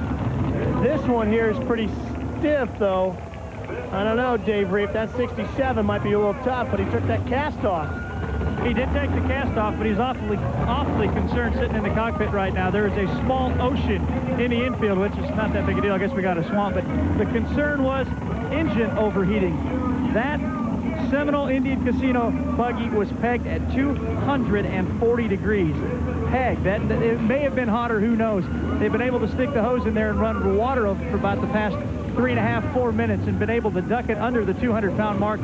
So this is going to be a big concern for Kenny Langford to win. So the hand may become secondary now. Well, the thing that's really interesting about this, Steve, is we go all the way back to the beginning of the show. Yep. We got a Chesser, we got a Langford, and we got a Fillmore here looking to be the upstart to gun them all down in this Hatfield versus McCoy's deal. I love it when the plan comes together. The big favorite has to be the buggy in the middle, the Outlaw, Eddie Chesser. Next would be Fillmore. Fillmore might even rate even with Chesser. He's having trouble getting turned just to get lined up. Yeah, the underdog is going to be the 6-cylinder buggy. Problem with the rear end, remember, he can't back up. That's why he's struggling to get himself lined up here, Steve. Yep, and no trans brake. He's trying to get a reverse, but it just isn't there. He keeps hoping it'll be there. I tell you what, I think Fillmore's going to upset them both. Good chance of that. This is going to be the best race tonight. Look at the start. Fillmore gets without the trans brake. Well, the Seminole Casino buggy is done. Oh, and the wheel's coming apart on Fillmore. Yep. Fillmore's wheel coming apart. This track has proven too tough to tame tonight. Continues to pour the power to it. Even though Eddie Chesser right there is your leader, the Outlaw. Chesser, remember the name. Now the Outlaw is going to do it here again tonight. The Langford buggy runs dead last. It got off the line horribly. Fillmore, look at that wheel flopping in the water. Yep, he doesn't care. He can see it. He knows it's happening. Here comes your winner through the Shippy hole for the final time. Chesser with the victory in Outlaw. And it was a special victory for him as he has dedicated this whole night to Penny. Eddie Chesser has now, in my eyes, and I think the eyes of any longtime Swamp Buggy fan, matched the achievements of his uncle and his father.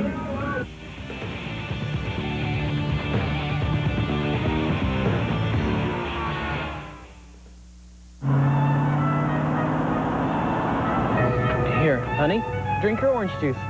There you go. Finally, in health news, the American Cancer Society reports that along with a healthy diet, drinking more Florida orange juice may actually reduce your risk of some cancers. Hey, how about that? Well, that's news up to the minute. Updates on the quarter hour. It's now 23 minutes past. Your purchase of Florida orange juice makes possible a donation to the American Cancer Society.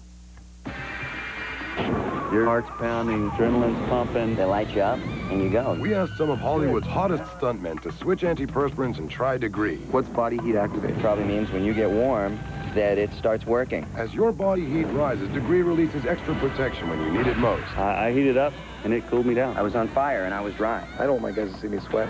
This stuff kept up, even in 40-foot high fireballs. Dry as a baby. Body heat activated Degree. Your body heat turns it on.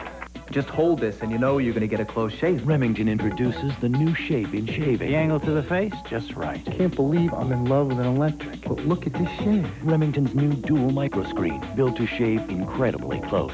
And they guarantee it. Just because other cleaners are blue like Windex doesn't mean they can clean glass like Windex. Windex with Ammonia D leaves a beautiful streak-free shine just about anyone can appreciate. Windex, best on glass. You know, racing for interstate means my battery has enough power to run my car, as well as some other race necessities, like this mini fridge, my foot massager. Heck, I even had a big screen put in for my friends. If you're feeling a slight chill, warm up at Red Lobster with succulent lobster tail, sizzling shrimp, and steaming snow crab. It's the ultimate feast with free dessert for a few weeks only at Red Lobster.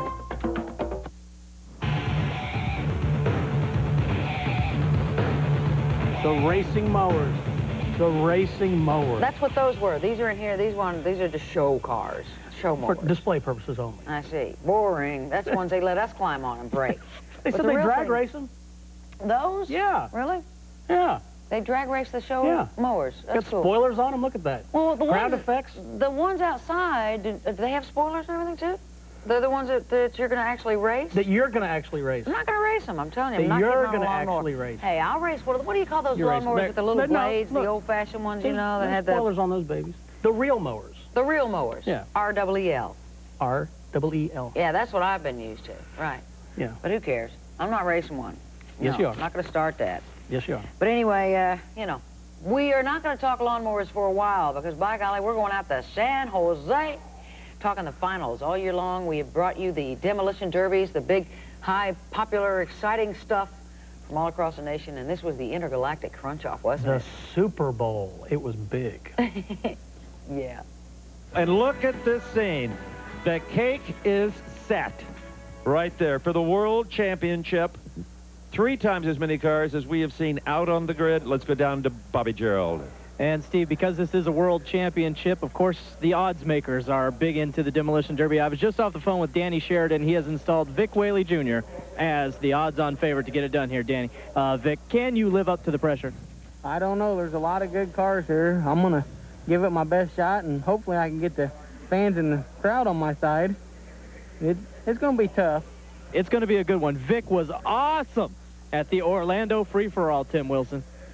I'm going down on the record. This is the man who I believe will win this race. Number 84 from Coulterville, Illinois, Kevin Huggins and the Huggamania Mobile. Vic Whaley's down here. You're both from Coulterville. You going to be able to beat Vic? Yeah, he's going to finish second to me. I know you got second in Orlando, but I love the baby in the back. You're my favorite driver in the world. This is the World Championship, Kevin. And if you let a Canadian beat you, don't even come talk to me. That won't happen. For the herd. We're going to do it. Good luck, Kevin. Me and my dummy over here. Hey, I've gone down on the record with you. Good luck. Okay. Well, I don't think you can pick any one driver. I think it's a push all the way around. Anybody could win it, but one thing I don't want to hear when it's all over is anything about cheating. Because if you got to the World Championship, a pretty good chance you were. What did he say? The guy that said that you ain't cheating unless you get caught. We got Tim Palacios here. He's got one of our in-car cameras. We got a bunch of in-car cameras in this heat. Yep, we got 3 of them. Yep, we got him. We got Damon Charney from 196. We've got car number 32, Darren St. Jean from Springfield. There he is. Nice shot coming out the backside there. And car 196, which I mentioned earlier, Damon Charney from Canada. They are the Canadians, 4 tough hombres. And a few of these Canadians have ventured down, not this far south, but into Oregon and Washington and promoted very well. All right, let's look at the grid. We're going to show you to the way the events that came from Vic Whaley came from our first event down in Florida, as did Kevin Hughes, the 84 car Vic Whaley, and Kevin Huggins as well came out of Florida. And the other entrance from Florida is Richard Yokel. Terry Fannin is from Atlanta, car number 429. Also out of the Dixie Crash Fest, the classical crash, actually was Tim Heffley. Larry Stars came from Dixie, from all over the country. They have come for this World Championship in San Jose, California. And from Wichita, we've got Jet Fromholtz, car number 43, and Rob Baker, car number 75. They were second and third, respectively. Joe Tomawiski from Great Lakes Car Wars. He was first in that event. David Clemens had to take a second, but got his way to San Jose. And Jason Jakubowicz from third in Great Lakes Car Wars. And Kelly Lampe first in the Reno Smash-a-thon. And that's Steve's pick in Charlotte to win it all. Can't disagree, just could. Michael Slaney came out of Reno, one of the hardest hitting events we saw all year, if not the hardest. Daryl Howard as well came out of the Reno Smash-a-thon, put smash in all caps. And the lone wolf from the Springfield, Massachusetts Slam Chowder, Darren St. Jean and Huey McDonald from our Canadian qualifiers. Darren doesn't win, he's soon to be a bachelor. Darren Charney, or camera car, number 196, a Canadian qualifier, and car number 333, Mike Gordon, another man from Canada. Nice makeup, eh? Hey. Most of the Canadians from Western Canada, the province of British Columbia, beautiful British Columbia, as they like to say, and it is indeed. Now from our winner in Heat 1, we've got Mike Doyle Jr. and Sean Edwards, number 174 from Canada. Deke Sherrill and Gary Perry. Perry gets in his first alternate out of heat number 1. Tom Chivers, oh man, what a show he put on in heat number 2, but even he admitted he may have a hard time with it. Ken Howitt finished second in heat 2. Chuck Faulkner finished third in heat 2, and Joe Reyes, 99A, second alternate in heat 1. Continuing out of the heats, Randy Skinner finished second in heat number 3 in the 71 car. Tim Palacios, number 36, finished third, but he just wanted to get to the main. Now we'll see what he's got for the World Championship. It is the big enchilada. One driver's going to go home with a king's ransom in cash when we come back. Oh, yes, they call him the street. Fastest thing on 2 feet. Attention, music lovers. It's time to put some fun in your life with the greatest good time songs ever. When you're hot, you're hot. Heartland Music proudly presents Good Time Country. Take this job and shove it. 36 of the most outrageous hits ever. 36 classics. Guaranteed to put you in a great mood. I've got a tiger by the tail, it's plain to see. I don't like spiders and snakes. You'll hear hits like you've never heard them before. Mama, she's lazy. Plus forgotten classics you'll love to hear again. Mercy sakes alive, looks like we've got us a convoy. Mighty, mighty pleasing, fat is corn squeezing. Ooh, I like it. I like beer. Tom T. Hall, Ray Stevens, Little Jimmy Dickens. 36 of country's wildest hits, captured forever. Grandma got run over by a reindeer. But Good Time Country's not in stores. Order now. 40 miles over speed limit. You boys gonna be here a spell. Call 1-800-582-1155 to save all COD charges and pay only $19.98 for 2 cassettes or $26.98 for 2 CDs, plus $4.50 shipping. Use your credit card or send check or money order to Good Time Country, P.O. Box 94040, Oklahoma City, Oklahoma. Remember, save all COD charges by sending check or money order or use your credit card. Coming in January. Head outdoors to TNN Outdoors with Tracy Bird. Education, experience, and expertise. Learn from the masters. Casting. With Shaw Grigsby. Hooking. With Orlando Wilson. Reeling. With Wade Bourne. Only one place. TNN Outdoors is the place for all your old favorites and new exciting adventures. We've got every angle covered. TNN Outdoors, home of the experts. You're always welcome at America's Country Home.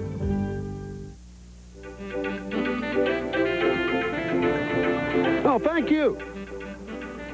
The Intergalactic Crunch-Off, the culmination of a year's worth of work from TNN Motorsports and the greatest demolition derby drivers in the world, bringing to you the World Championship of Demolition Derby. I'm excited about this week, but then I thought, well, when this week's over, I'm unemployed. So I came here looking for a job. They asked me if I had any marketable skills. I said, well, I can talk to chickens. I've ridden an elephant. I've had my hair cut with a sheep. I fall over shrubbery well. I look good in a flannel tux. And I judge a pretty dadgum good cookie contest. They liked those qualifications, but they said, do you have any references? And I said, the only two references I have are Steve Evans and Dan Pastorini. They said, well, we can't possibly take those two guys. They were in here earlier this week, and we turned them down flat. So, fellas, it looks like we're all in the same boat, and we're going to have to learn that famous sentence. Sir, would you like fries with that? And no onions. Let me tell you how high emotions are running here. Everybody jumped the gun for the start of the World Championship. It's a fair fight and a fair start because they were all so pumped up. One guy moved, and kabang. And it has started, and we are on board with 196, Damon Charney, our in-car camera from our Canadian contingent here. And he's been out there. I think he was the one that started early. But we've got the 4077 Michael Slaney from Martinez, California, that's kind of banging it up out there. There's a lot of action going on. It's going to be tough to keep all in track. But unlike a circle track race where you could black flag it or penalize the guy, well, it was too late. But it's okay. It's just fine. It just shows you how much everybody wants to win. And with 28 cars out there now for 20 minutes, you can't run for daylight. You can't bump and run. You're going to hit somebody else. There ain't no daylight to run to out there. Earl Campbell can't get through that mess, let me tell you. Oh, and the Canadians are absolutely deadly out there. Tim Palacios is finding that out. Number 70, that's one of our alternates, Mike Doyle Jr. He's out there mixing it up pretty good. His car wasn't damaged that much. I'd look for him to do some good in this heat. Well, the 46 car, obviously one of the Canadians, Huey McDonald, and Hugh may have some problems early. There's nobody anywhere near. Now he gets going again. A little possum playing there. Think that ought to be flagged there. That's a penalty. No. You can do it as long as you don't exceed a couple of minutes. I tell you what, I've never seen anything like this. Oh, look at this, look at this. We've got some outside the arena over here to the left. We haven't got we've got a real cluster down here at this end. They moved from that far corner over there down here in one easy sweep. Oh, and taking a shot in the door is Ewan McDonald, the Canadian. His front end is just about gone already. Now 32 also gives him a whack just for good luck. Darren St. Jean. Yep. Darren, a surprise winner of his heat. 174, Sean Edwards. He got back off the turf, though. He's doing pretty good. Oops, he's smoking. He's got a problem. Number 14 car, Vic Wally from Coulterville, Illinois, has been out there. That was the one that Steve should have picked earlier, but he's picking up pretty good now. There's his cheering section. Hey, Bobby, what about Whaley? Hey, when Vic first started out, he got so fired up, he flipped his visor up so he could see a little bit better, I think. I don't know what he's doing out there, guys, but he has the eyes of a demon right now. He's just smashing people. Well, he's smashing them for a good cause, for Whaley's kids. 7-year Derby veteran Vic Whaley. And I hope the judges, oh man, I wouldn't want to even try to, and another Canadian takes a shot and another Canadian gives a shot. That's Damon Charney, our onboard camera there. They came to fight, buddy. They're not messing around, are they? They're going to take home some of that money. What they need to do is get away from each other. They tend to just kind of, gather in one place of the field. They're trying to get away where they can score points without hitting each other. Okay, I'll tell you what. I don't know about you guys, but I need a break. I'm out of breath. Would the Daytona 500 ever start without TV? I don't think so. Demo Derby, hey, did happen. Yeah, the boys gonna snipe you, they're gonna sideswipe you, better call Prudential, they're peeling you off the wall. You're gonna need a differential and a Tylenol.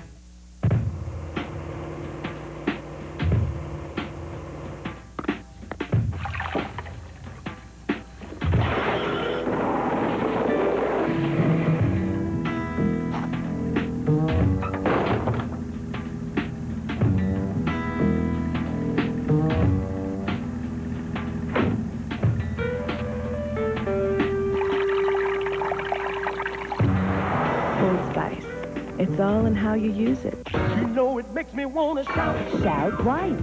Now wipe out stains wherever you go. Just rub on to help remove stains in a matter of seconds. Shout Wipes. Keep them on you to keep stains off you. S.B. Johnson Wax. You had crunched all the numbers. Your ducks were all in a row.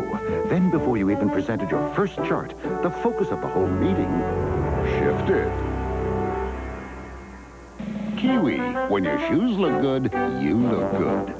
Join Gary Chapman as he brings out the best each night with the brightest stars. Primetime Country, Monday through Thursday, 9 Eastern on TNN. Brought to you by Kellogg's, with good taste, nutrition, and value. The best of you each morning from Kellogg's. Hi, I'm the Opry's Captain Bob, here with First Mates Jeannie Seeley and Johnny Russell to invite you on an official Grand Ole Opry cruise. We all went on last year's cruise, and it was so much fun because it gave us a chance to meet you. 7 days at sea, and fans become friends. And the food on ship was so good. We entertained with private concerts, autograph parties, and question and answer sessions. Did you know you can eat 23 times a day on board ship? We saw exotic ports of call and really threw ourselves into the island experience. Food? Did I mention the variety of food? Well, we want you to join us the first week in May as we sail for the Caribbean once again. Join Jeannie Seeley and Johnny Russell, along with Little Jimmy Dickens and John Connolly, May 2nd through 9 as we tour the Caribbean together on Carnival Cruise Line Sensation. For 7 days you'll be pampered, and there's no doubt you'll be entertained. We'll see to that. And the best part of the trip for me was getting to know you. Let's vacation together. It's Caribbean cruising country style, May 2nd through 9, and we want you on board. Did I mention the food?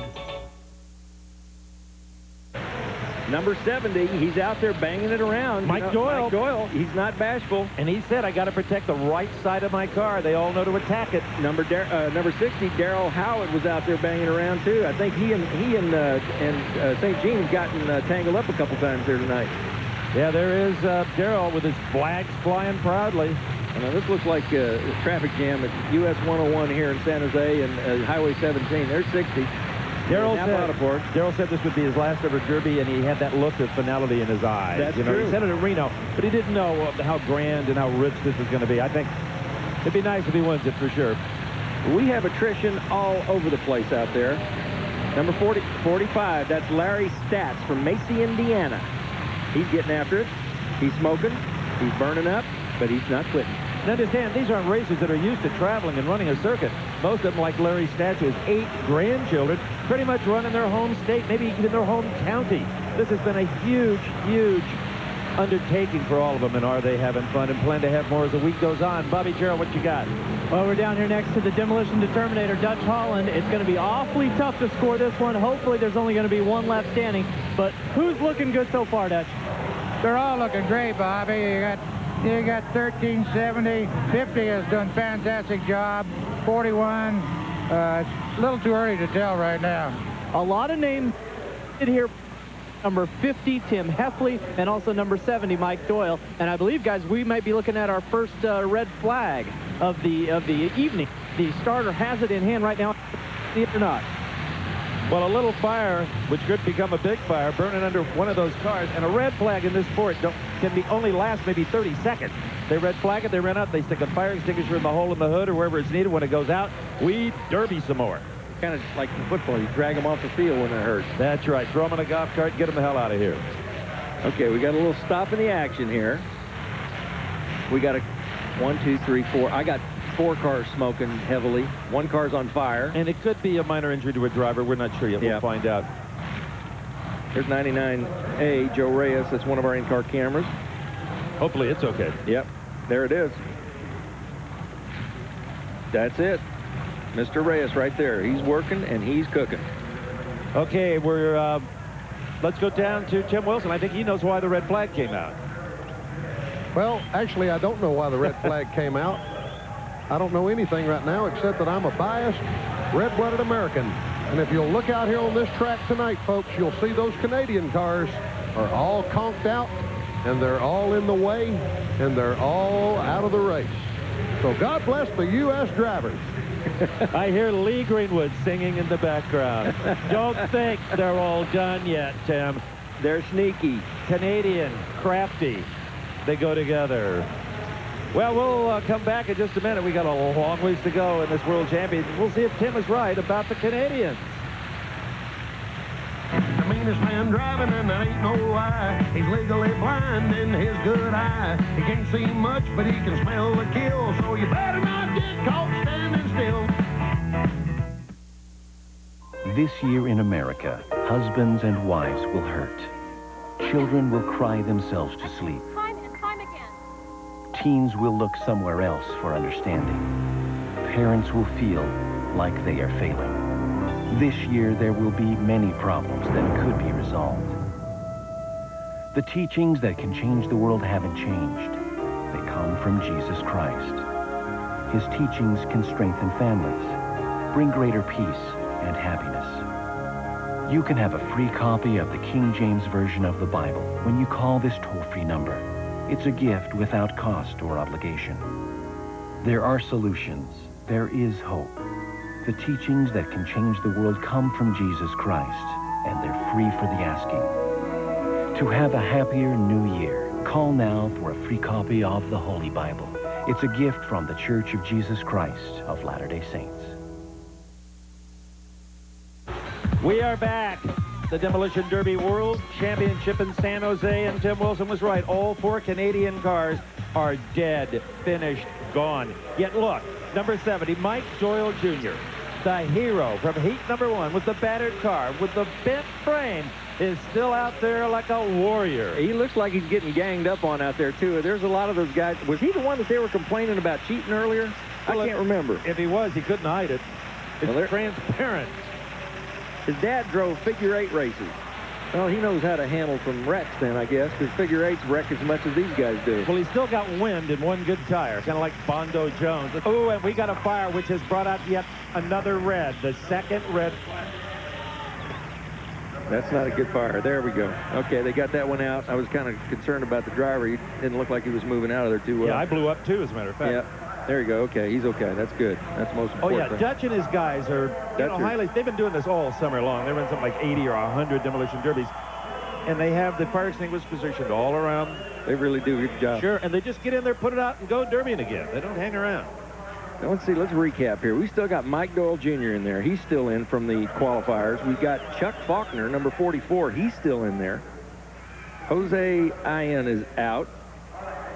Well, actually, there's quite a few of the guys out of the wild cards, as we call them, that are outperforming guys that brought in Virgin automobiles, if there's such a thing in this sport. We'll be right back. He'll hit you with a gas floor, ditch against the dashboard. There goes your bumper. Better get the wrecker warned. You feel like an Iraqi in the desert storm. There's a new movement in fitness, a new momentum to working out. A fun, low-impact fat burn, combining the best of what's come before. Momentum Elliptical Cross Trainer by Health Rider. Momentum's elliptical motion harnesses your natural momentum, giving an effective workout that tones, shapes, and burns calories and fat with a fun, natural movement no other machine can match. It seems to work your legs a lot better, and at the same time, you get to use your arms. Got my heart rate up. It's identical to the one in the gym. Only Health Rider Momentum has this patented health club design with rear mechanism and adjustable ramp incline that gives you the cross-training benefits of 2 settings. Now it can be yours at home for thousands less. Trust Health Rider to give you club-quality features you won't find on any other machine. Add the Momentum Elliptical Cross Trainer to your workouts for just $49 a month. Call now to order your Health Rider Momentum. It's the new movement in fitness. I thought quarterbacks were the smart ones. That's right. Ooh, he hasn't shaved. But it hurts. Another foam shaver. Hey, he didn't know about Edge Pro Gel. New Edge, Reg? This is New Edge Pro Gel, and it's a moisturizing formula, so it protects better than the foam. It doesn't hurt. Well, I'll let you get hurt. New Edge Pro Gel. Save your skin. All right, and now he is beautiful, just like me.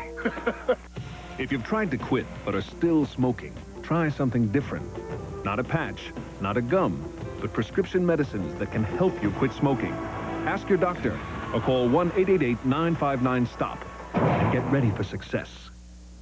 Just because other cleaners are blue like Windex doesn't mean they can clean glass like Windex.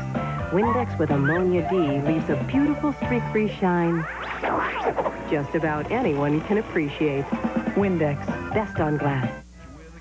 Well, we're back at the World Championships, the Intergalactic Crunch off in San Jose Speedway. The green was out for about 10 seconds, and then Marco, the mad flagman, waved a red. Now Marco's got the green again. Minutes remaining for the World Championship. And we have got a number of our wild card drivers out there with a serious shot at the World Championship, Dan Pastorini. You're darn right. We've got number 70, Mike Doyle, still out there, 36. That's Tim Palacios, our in-car camera. Thank God for him. He's given us some great shots down there from Vacaville, California. And he has driven such a smart derby. And when you get this many cars up with this kind of talent, it's smarts that wins it, not necessarily sheet metal. You know, I never realized that before. I thought they just went out there and just banged up cars. Number 98, that's our buddy Jason Jacobowitz from Fredonia, New York. There he is. Once drove a demo blindfolded. Dare. I don't think I'd do that. No, I don't think so. Number 99 is, oh yeah, that's Joe Reyes. Yep. Joe Reyes is one of the last-minute alternates, so he's still in there. I'll tell you what, those first-round guys are doing a good job. These wild card guys you got to watch out for, Steve. Yeah, but let's remember, those wild card drivers from that first heat had a lot of time to get this junk back into running and derbying order. I don't know if you could ever But Joe Reyes, something we've like done that. features on Joe Reyes. This guy is a legend in West Coast Demolition Derby. If he was to win the World Championship, a lot of people would feel that it was well-deserved and highly justified and everything else. Well, he's one of the hometown favorites. Number 21, that's David Clemens from... Yep, from New York. Yeah. Born in the back seat of a demo derby car, probably fathered by Bondo Jones. I would say with a car with no driver, it's pretty much done. Well, I tell you, is that 79 out there that's still looking? No, that's 70. His door's been a little damaged, and it looks like a 9. You got to look close, and look at here. We got our car number 36 inboard camera, or in-car camera. That's Tim Palacios again. And there's Mike Doyle Jr. just came to your... Oh, man. You said, hey, get away from me. He hit a Canadian that was finished. King's X. He's looking pretty strong out there. There's a lot of cars that are limping around. All right, let's go to a replay, complete with effects. Doink. Oh, that hurt. It's like hitting a post. That was Tim Palacios. There he is. Got one tire down. And I think Mike Doyle Jr. is still a player. Oh, Palacios. The dynamite calf just got it broadside. That's car number 88. That's another one of our earlier qualifiers. We got most of our early qualifiers in here, Steve. That's Ken Howitt. And Terry Fannin was out there to play. Those guys are doing a great job. No question. Uh-oh. More smoke. And there's Doyle, the 70 car. There's number Doyle. 70. There he is. He's jamming his way through with those pirate flags. He is poisoned. Ooh. Western States Demo Derby champion, and you can see why. Now looking for the World Championship. Uh-oh. We got a Canadian that snuck back in there. Car 429 right there, the blue station wagon. I think that's 429 if we get it. There he is. See him? Yep, you're right. 4077. He's had it. That's Michael Slaney from Martinez, California. Third-generation Derby driver, but he's going to win a World Championship on this night. I take it back. That was 429 Terry Fannin from Ohio. Fannin has almost been the stealth car out there. The judges, I'm sure, have been noticing, but we have maybe not taken him a little for granted. Those bumpers just fell off of Doyle's car. He'll be needing that, Doyle. Here he comes. There he is. Fannin. Terry Fannin. Elmer. Where did he come from? USA. USA. Don't have to worry about that anymore. No. And to our Canadian viewers, and TNN has plenty of them. This is all in a spirit of good fun. The red flag is out. Is it over, or is just the red flag out?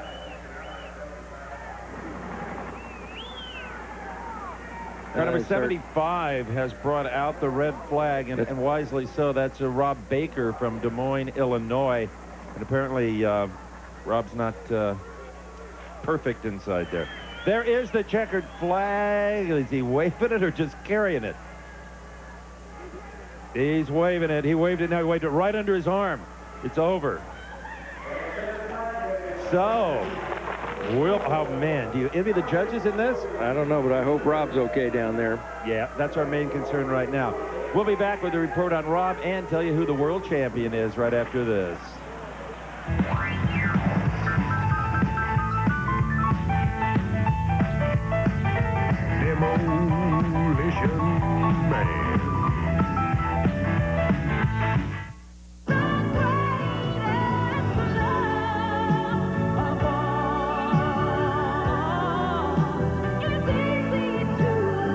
When the feeling comes, say it with Body Talk. I'll always love you for the rest of my days. Share the music of love in Body Talk, the ultimate romantic collection. Yours from Time Life Music. Why don't you do what you do when you did what you did to me? Get Body Talk. 24 sensuous songs on 2 cassettes for just $14.99, or 2 compact discs for just $16.99. Can't live if living is without you. I can't live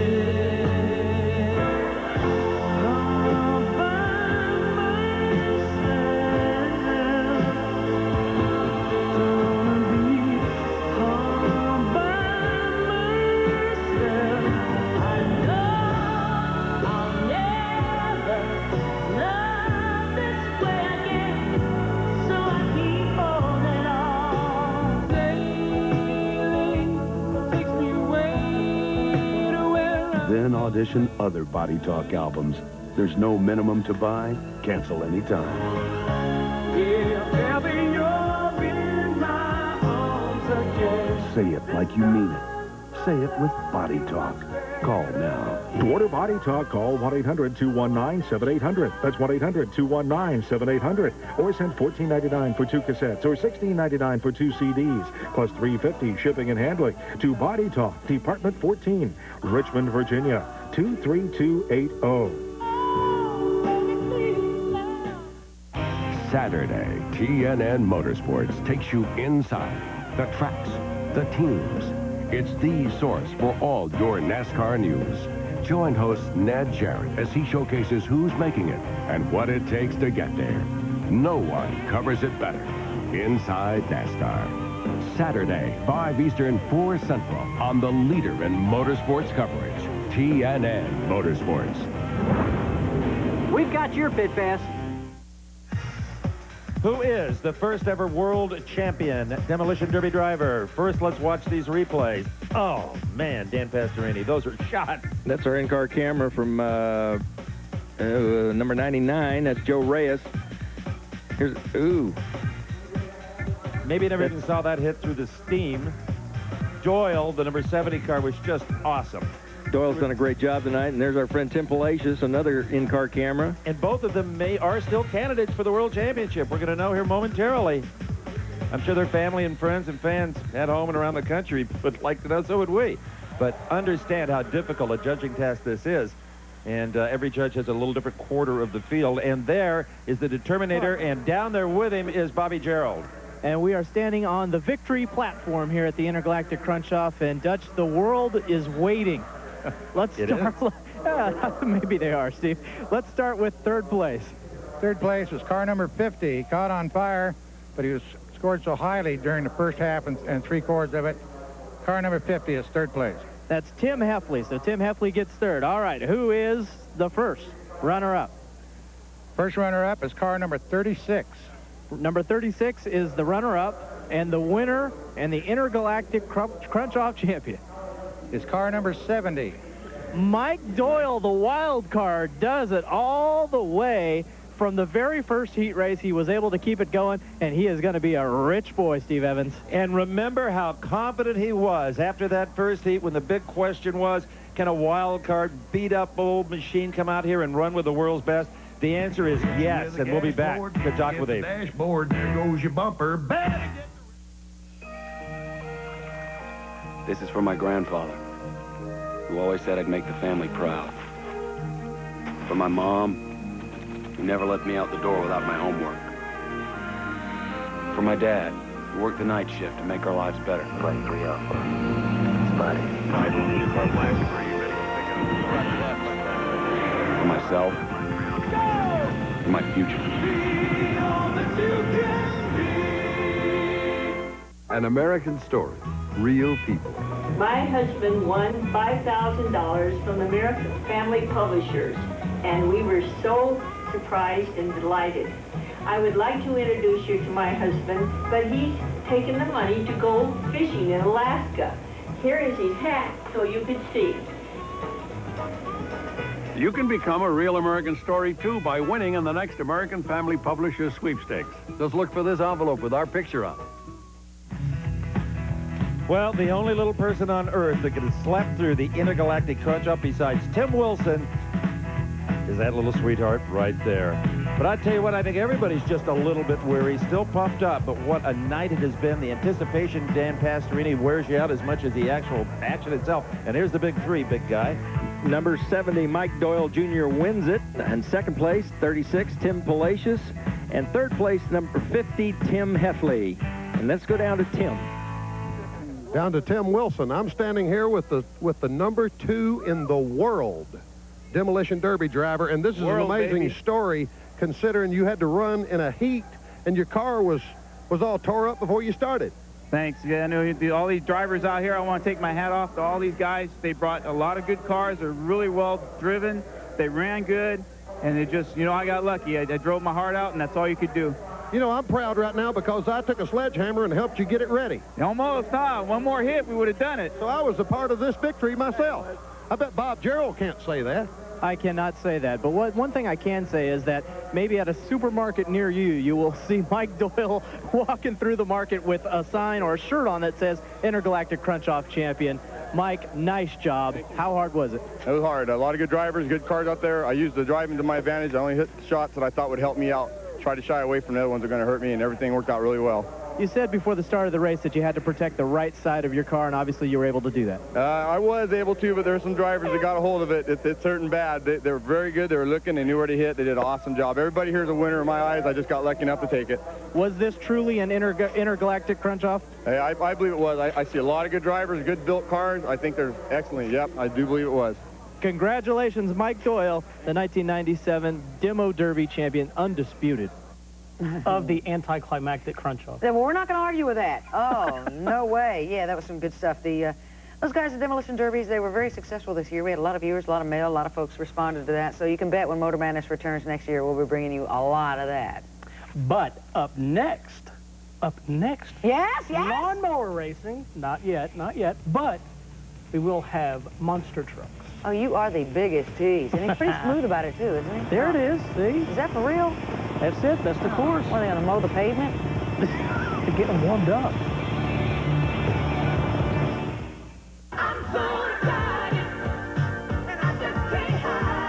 It's fun.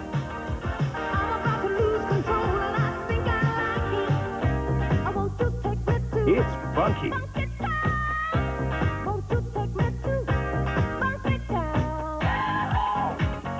It's celebration. All your favorite dance party songs together in one fantastic collection.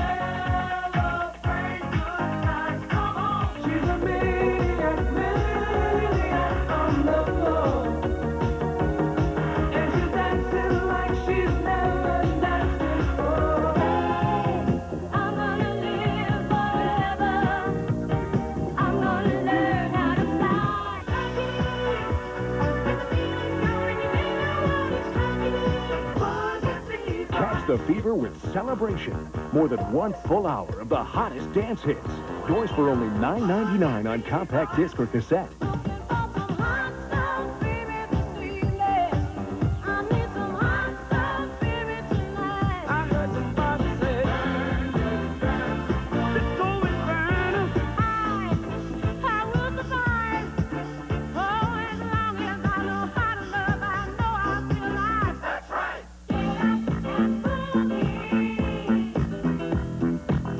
You'll have the chance to audition more of the sounds of the 70s. There's no minimum to buy. Cancel any time. Celebration is not sold in stores, so get shaken and call now. To order Celebration, call 1-800-679-7171. That's 1-800-679-7171, or send $9.99 plus $3.95 shipping and handling to Celebration, Department 21, Richmond, Virginia. Or call 1-800-679-7171. That's 1-800-679-7171. Just talking about Eli Gold, you know, he kind of makes us both laugh. Doesn't he? Yes. Yeah. Of course. He's a great guy. But anyway, yeah, we have shown you just about everything. We've gotten you the swamp buggies, the demolition derbies, What else? We did something else. The lawnmower, we're going to go on with that. Lawnmower's coming up. But now, yeah, another very popular sport in Motor Madness history, our short history that we've had, monster trucks. Probably our highest rated show came when we showed some monster trucks. Boy, I love watching those big guys. And right now, we're going to go to that Beaumont, Texas, and Ralph Shaheen. So the monster truck's now getting set. Jerky Maker, the red truck. And the Equalizer on the other side. Now, Ralph, this is third and fourth place. We have seen in several previous rounds of competition the winner of this race becoming king of the hill. This race is so very important.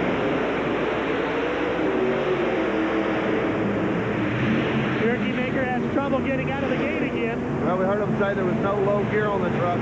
Once it goes to second gear, it leads well, but he just can't leave the starting line.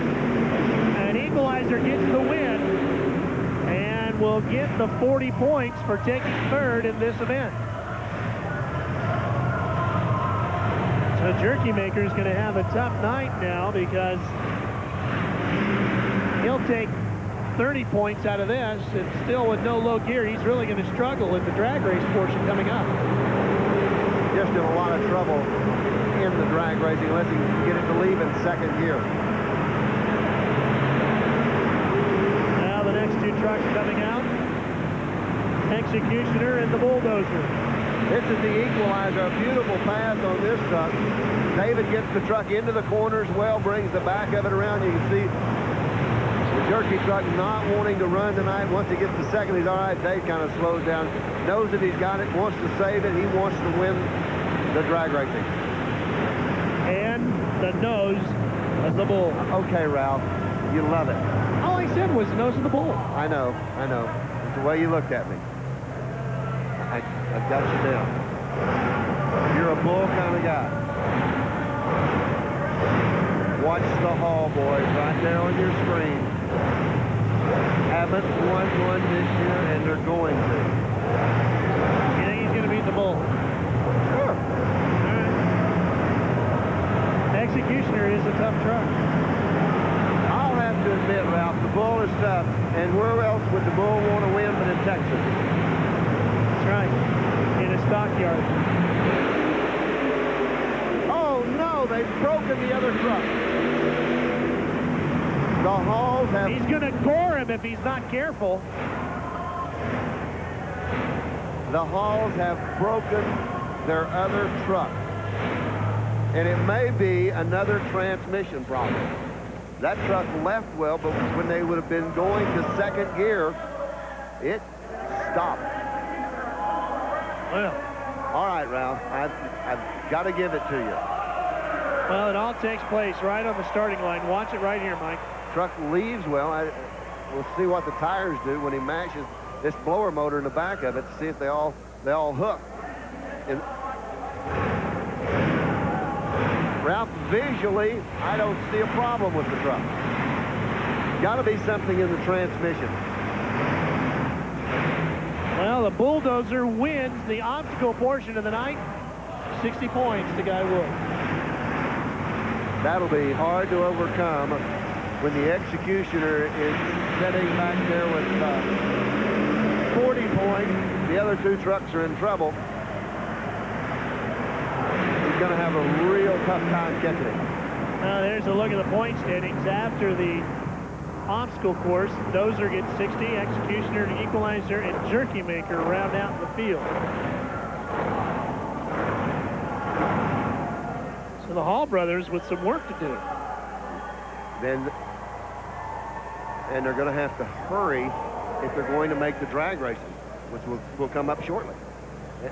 These guys, you know, two of them on the team. That's how big their team is.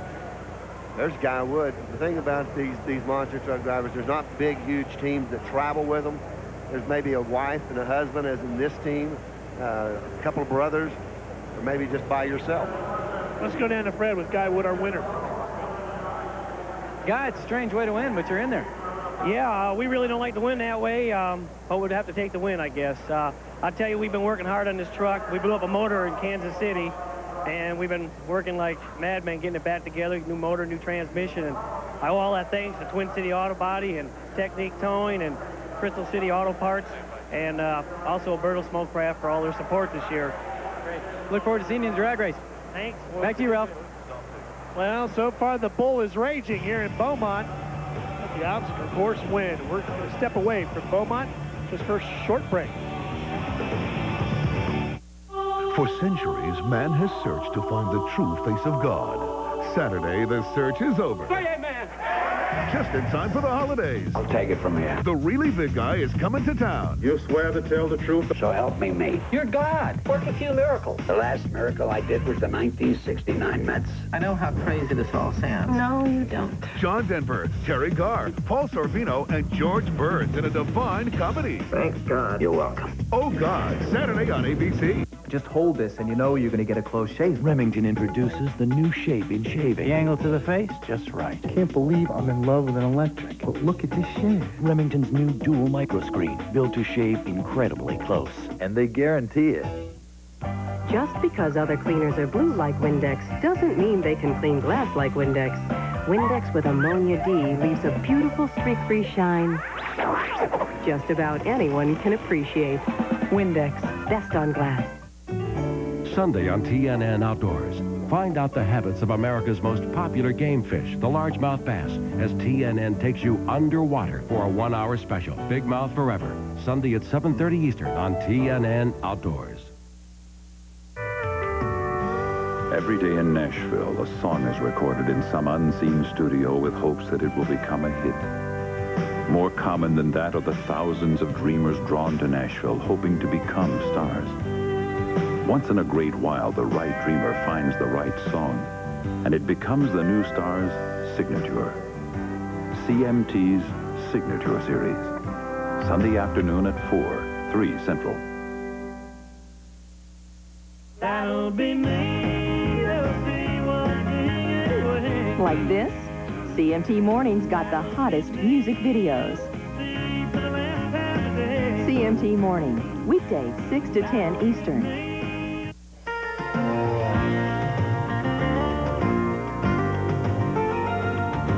Turn on to romance. Turn on to genuine CMT.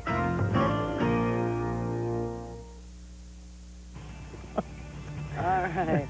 Idiot Steve Burns here for your Motor Madness. We are back with our big 3rd annual highlight show, and this is, I guess, what you've all been fired up for, the lawnmower races. Lawnmowers. It's going to be big. It's serious stuff. You know, they've been doing this for quite some time, about 6 years here in the States. They don't win any money, but they win all kinds of prizes and plaques. They do it for the love of the sport. And they really get very serious about it. In fact, the lawnmower, what's the name of it? The Dixie Chopper, big 85-mile-per-hour, was featured on Home Improvement. Tim Allen. Tim Allen. Yeah. And Tim's right here, as a matter of fact, a little Hot Wheels replica. Yeah, they sell these in the stores, you know, about the lawnmowers. When we have our show lawnmowers over here, yes, we do. We're not actually going to race these lawnmowers. No. Yes, we are.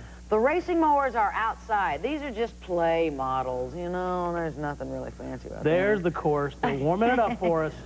Yeah, yep, right. There's Bobby Cleveland, yep. Bobby Cleveland, 2nd place winner in the point standing, and with his buddy Mark Boyce, who was in the 3rd place point standing this year. So if you didn't get a chance to go see them, they travel all across the world, and they raise a lot of money, in fact, for charities and various other things that they do. Yep. So it's legitimate. Yes, it is. Just so you know. Now, these are the nationals, actually, that we're going to show you some highlights from Rockford, Illinois. They call it the Lawnmower Mania Generic Toss.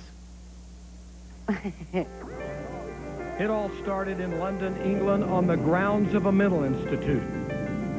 And it lasted 24 hours.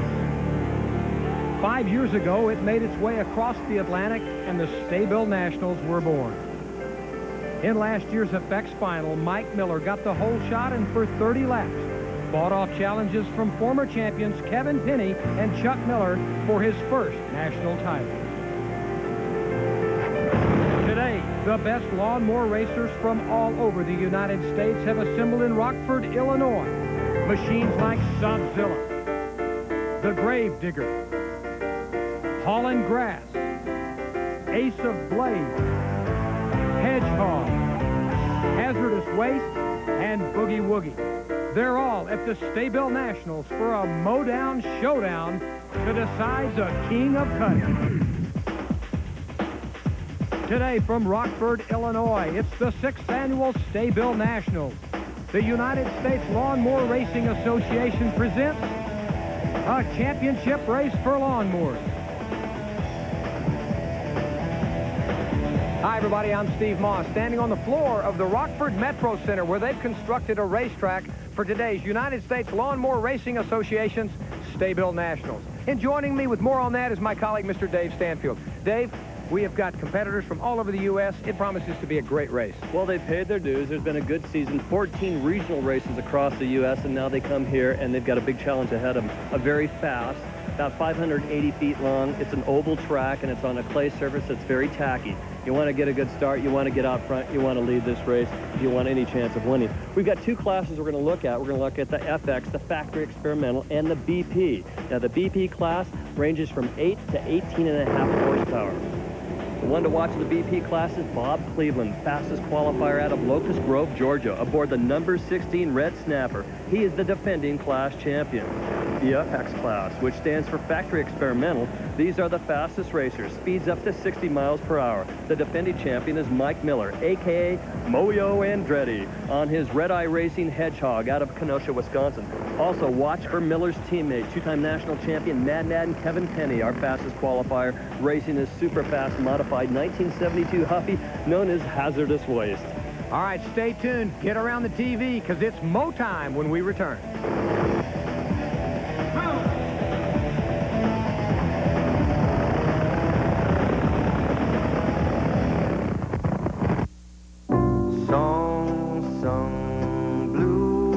Everybody knows one. He's sold over 100 million albums. His great songs have made music history. Neil Diamond. Turn on your heartlight. Heartland Music presents Neil Diamond in a special 30-song collection of all his best-loved hits. Sweet Caroline. Good times never seem so good. Everywhere around the world, they come into America. Crackling rose and make me smile. From your all-time favorites to Neil's most beautiful love songs. You are the sun, I am the moon. You are the words, I am the tune. Play me. Love on the rocks. Ain't no surprise. 30 hits. He got the way to move me, Jerry. 30 Neil Diamond classics. All in one great collection. I am, I cried. But it's not sold in stores. I am, said I. Please stay tuned to order now. Hello, my friend, hello. Call 1-800-646-8844 to save all COD charges and pay only $19.98 for cassettes or $24.98 for 2 CDs plus $3.50 shipping. Use your credit card or send check or money order to Neil Diamond, P.O. Box 94040, Oklahoma City, Oklahoma. Remember, save all COD charges by sending check or money order or use your credit card. This week on NASCAR Garage, we'll go behind the scenes and under the hood. We'll visit with one of NASCAR's top owners, Jack Roush, and take an in-depth look at a NASCAR Winston Cup Racer's fuel delivery system. It's an insider's look at the people, the machines, and the tracks that make NASCAR racing the greatest sport in America. NASCAR Garage, this weekend on the leader for motorsports coverage, TNN Motorsports. Welcome back to Rockford, Illinois for the 6th annual STA-BIL Nationals. Today, the United States Lawnmower Racing Association presents the STA-BIL Nationals. We're inside the Rockford Metro Center, and before we go racing in the BP class, let's go down to Steve Moss. Thanks, David. Let's take a look at the mowers you'll see in today's race. This is a stock mower. This is a mower that is exactly like what you would use if you mowed your yard at home. The next class is BP or Prepared. The Prepared class can change the gearing and the tires to give it a little more horsepower and a little more speed in this race today. But the big reason everybody's here is the effects. Factory experimental karts. These can go up to 60 miles an hour. They can blueprint and balance their motor. They can also tweak or change their suspension, and they can change their tires. They'll get up to 60 miles an hour. Look for the BP and the effects to put on a great show here today. There's one thing all of these mowers have in common, and that is there's no blades. Back to you, David. Thank you, Steve. Earlier today, there was qualifying, followed by several heat races, which decided the starting grid. In BP heat number 1, it was the Bob Cleveland show, Steve. Well, Dave, obviously Bob Cleveland can run fast. The Le Mans start, he's right there on his machine first and out quick. He led from start to finish in BP Heat 1. Very nice racing action. He's got one of the fastest mowers. This year, he's in the points hunt for the overall title with Racing Ray Marox. Right here, Bob Cleveland had a stroll for the win in Heat number 1 in the BP class. He's got a fast machine capable of speeds of 55 miles per hour in BP class number 2. Fourth fastest qualifier in the time trials, Al Bitterman, with the jump from second position. Watch that. He's off and running. Bitterman in BP number 2 looking strong. Bitterman was strong. Now, Albie Williams from New York, number 5, didn't get off the line. He was the second fastest qualifier, and watch this. He flips that mower. He's okay, but he had problems. Won't make the final. Green back out. Al Bitterman, the field's bunched up. Bitterman breaks away again with Jim Van Hosen, the Grave Digger, and the Turfinator on his tail. Great action right there, but Bitterman with a faster machine and a little better driving takes it to the wire for his win in BP Heat number 2, David. Al Bitterman, fourth fastest qualifier, wins Heat number 2. He's one to watch in the final. All right, we're set to go. BP Finals. That's Bob Cleveland and that snapper machine checking it out. He's the fastest qualifier, and to his right is Al Bitterman, the rookie. Dave had a chance to talk with him. Well, I'll tell you, this is my rookie year. I started out racing this spring. This is my first nationals, of course. We're having a great time here, and I'm a mechanic by trade on lawnmowers. Work at a golf course, so I fix all the turf equipment there. I've been around lawnmowers all my life, so this is a perfect thing to fall into. All right, BP Finals coming up. Starting grid, Bob Cleveland, fastest qualifier. Al Bitterman, second qualifier. And then you've got the rest of the field. There's 10 racers here. It's a Le Mans start, clay track. Dave, it's going to be a good race. It should. The track is holding up very well. 580-foot oval track, 4 turns. There's a slight chicane. Machines are dead right now, waiting for the Le Mans start. They're going to have to run over there and start them up quickly. Here we go. Green flag up. It's up and they're racing. It's a Le Mans start, and the reason they do that Le Mans start is because STA-BIL is a fuel stabilizer. That's why it's the STA-BIL Nationals. A lot of effort for Bob Cleveland in qualifying and in his heat races. Take a look. He gets a good start. He moves out front. So it is Bob Cleveland leading Al Bitterman and Jim Van Hosen. All right, you're on board with Al Bitterman. He's currently in second. Trying to make a little ground up with Bob Cleveland. There's Bob Cleveland in first. Al Bitterman second. Jim Van Hosen in third with Rick Pugh taking fourth. Bitterman is trying to make time up, but it's hard with that kind of mower that Bob Cleveland's driving. Cleveland's on a Snapper LT 1633, one that he actually designed. Stock retail goes for about $2,300, but I say there's probably $5,000 in modifications in this legal modification. This thing can go 55 miles an hour. Now he's already passing slower traffic. I believe that was Kathy Wenham, number 0 machine. So he's got a big lead right now on a very fast track, and they're already coming into lappers. Well, Bob Cleveland is already lapped 1. That was Kathy Wenham, and he is in first place. Let's go on board with Al Bitterman's camera. Now, he's tracking down Bob Cleveland. Cleveland is a half lap ahead of Al Bitterman, but Bitterman's got bigger problems. It's number 61 in the orange machine right there, and that's Rick Pugh. Pugh's got a faster machine, making a move on the outside to overtake Al Bitterman, but the big thing is, who's going to get Bob Cleveland? We had a chance to talk to him, our runaway leader. I've worked at Snapper for about 20 years. Back in about 78, we had a parts mower in the plant that we run up to get parts with, and it'd go about 20 miles an hour, and it'd do wheelies. So that's kind of started me, and I started to ride them in parades locally.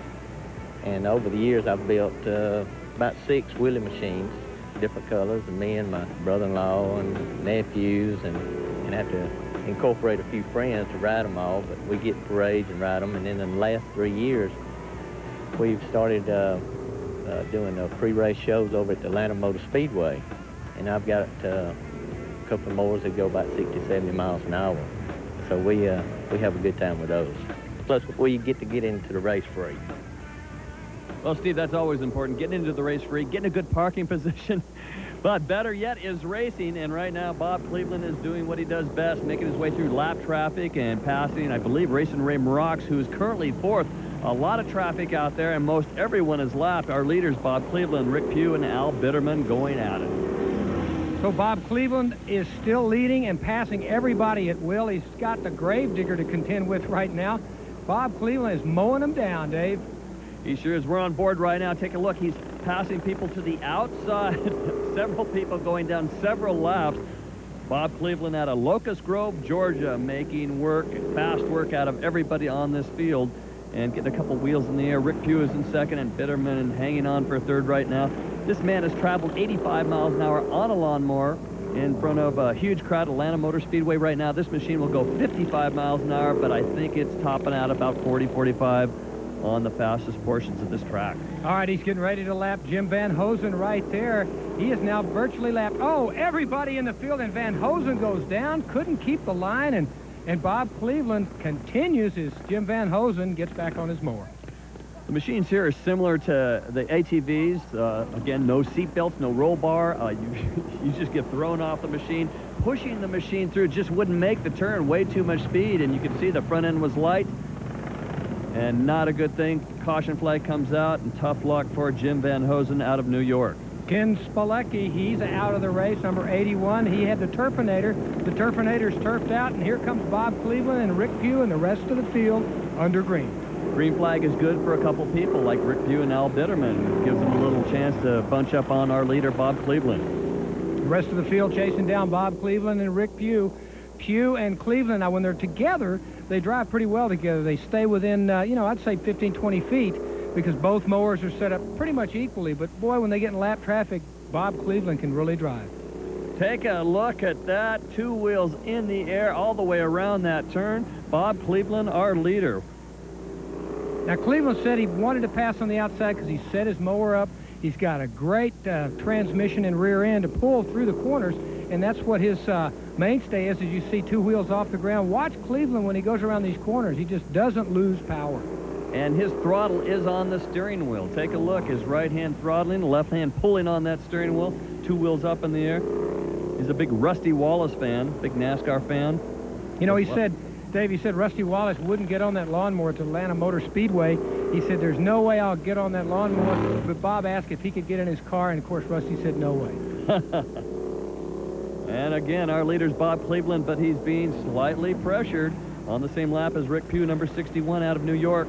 Into turn two, here they come, and we have a caution.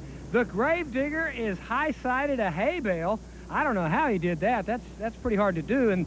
But look, they're getting the hay bale off. Looks like the hay bale's okay, and hopefully the Gravedigger is. Let's look at the onboard camera from Al Bitterman, Dave. Well, in front of Al is number 43, Rodney Day. He takes an inside line, clips a hay bale, but Larry Potenza, number 77, and the Gravedigger high-sides that machine. No harm, no foul. Brings out the yellow flag. We're going to bunch up, and there's not much time left, I believe. Just a lap and a half to go. There's a half lap. We're going to be coming into the green flag right down the straightaway with 1 lap remaining. Here it is, green with 1 lap.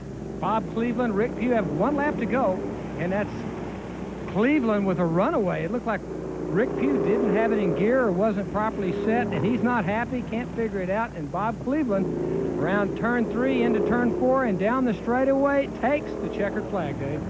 Got to congratulate Bob Cleveland, the owner, designer, and driver of that machine, Mark Boyce, the mechanic, and Angela Moreland, the pit crew and coordinator. Good job, well done. Bob Cleveland, our national champion. So Bob Cleveland takes his 2nd win in a row here at the STA-BIL Nationals. Rick Pugh and Al Bitterman finished 2nd and 3rd, and there's the rest of the field for this BP Finals. Well, congratulations to Bob Cleveland. Let's go down to Dave with the winner. Congratulations, Bob. Well, job well done. Very fast time in qualifying, but yeah, it wasn't easy. There was a lot of traffic out there. Oh yeah, they was on me pretty good, and it was a lot of traffic, and track was well. I enjoyed the track. It stuck pretty good, and everybody raced real well. The winning difference, obviously a good start, wire-to-wire win, but for you, what makes your machine, the combination of you and your machine, run so well? Well, it's a good handling machine, and the engine's well. It's a V16 Briggs & Stratton Vanguard, and it's just pretty torquey, and it pulls well out of turns. Congratulations on the 1997 National Championship. We'll be back with more racing action from Rockford, Illinois, right after this. Think about it. We depend on our vehicles, yet most people know surprisingly little about car care. Well, get ready for the road, the show that'll help you ensure your vehicle gets the kind of care and attention it needs. Join Mike Anson and Tricia Hassinger to see just how easy it is to tackle routine maintenance and small repairs, and be confident the job's done right. So get ready for the road. Sunday, 12:30 Eastern on TNN Motorsports. This week on NASCAR Garage, we'll go behind the scenes and under the hood. We'll visit with one of NASCAR's top owners, Jack Roush, and take an in-depth look at a NASCAR Winston Cup racer's fuel delivery system. It's an insider's look at the people, the machines, and the tracks that make NASCAR racing the greatest sport in America. NASCAR Garage, this weekend on the leader for motorsports coverage, TNN Motorsports. Welcome back to Rockford, Illinois. We're here for the STA-BIL Nationals. We're at the On the Waterfront Festival. Let's take a look at the festival itself. For the past 12 years, over 250,000 visitors have flocked to the Rock River on Labor Day weekend in a celebration of Rockford's rich cultural heritage. This year, over 110 bands were featured on 8 different stages, along with 60 non-profit food vendors, street performers, and carnival rides, providing fun and entertainment for the whole family. The On the Waterfront Festival is proud to host this year's STA-BIL Nationals and looks forward to next year's event as well. Well, there's Flying Dave's towing service. Looks like he's got one on the hook. Before we get back to racing, let's check out early round highlights. They were mowing, going, blowing, and showing off their stuff in the 8 horsepower and below. It was all number 53 early on in the Love Bug. That was Brian Patzer, but Mark Beckett made a big pass on the outside, and he took the big-time checkered flag for A stock. AS or A stock. He was our winner in the A stock, Mark Beckett. Well, let's go to the B stock. Quick running there. They have patterned that after Carl Lewis, who retired. These cats really know how to mow except for that guy. Now, Kevin.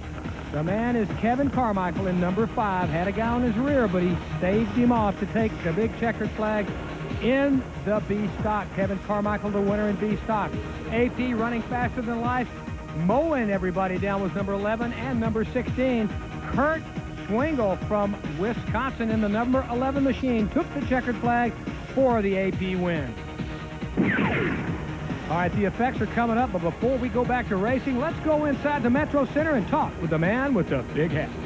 Jerry, you're the president of the United States Lawnmower Racing Association. Tell me a little bit about it and how it got started.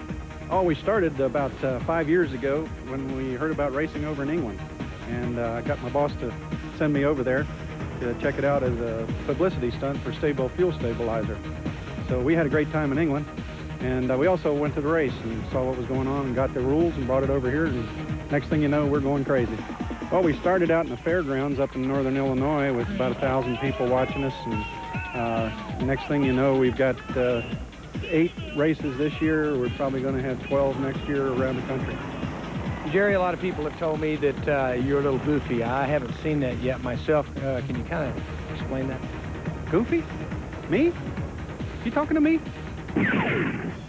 That's the Turfinator. He's setting it up and ready to mow. Mike Miller tuning it up. The effects is coming your way. Before we get into the effects racing, I have one question. What is a chopper?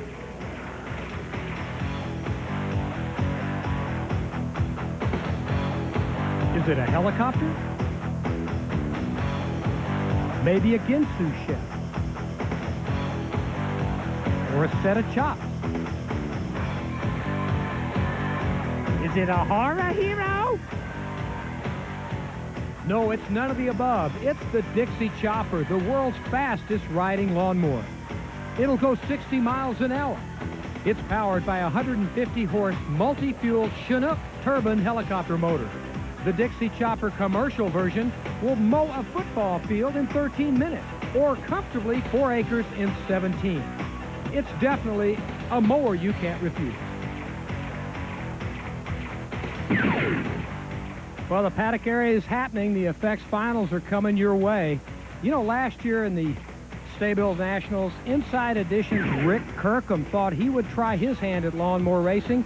He had Kevin Penny, defending champion at the time, build him a mower. Well, Rick Kirkham found out what it was like to race lawnmowers.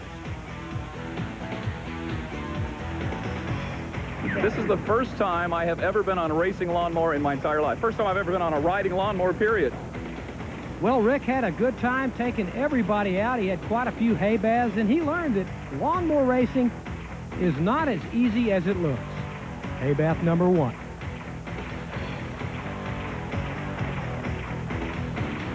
Hay bath number 2. Not only did Rick have some hay baths, he caused quite a few as well. But all in all, Rick Kirkham gave the crowd something to cheer about. He finished.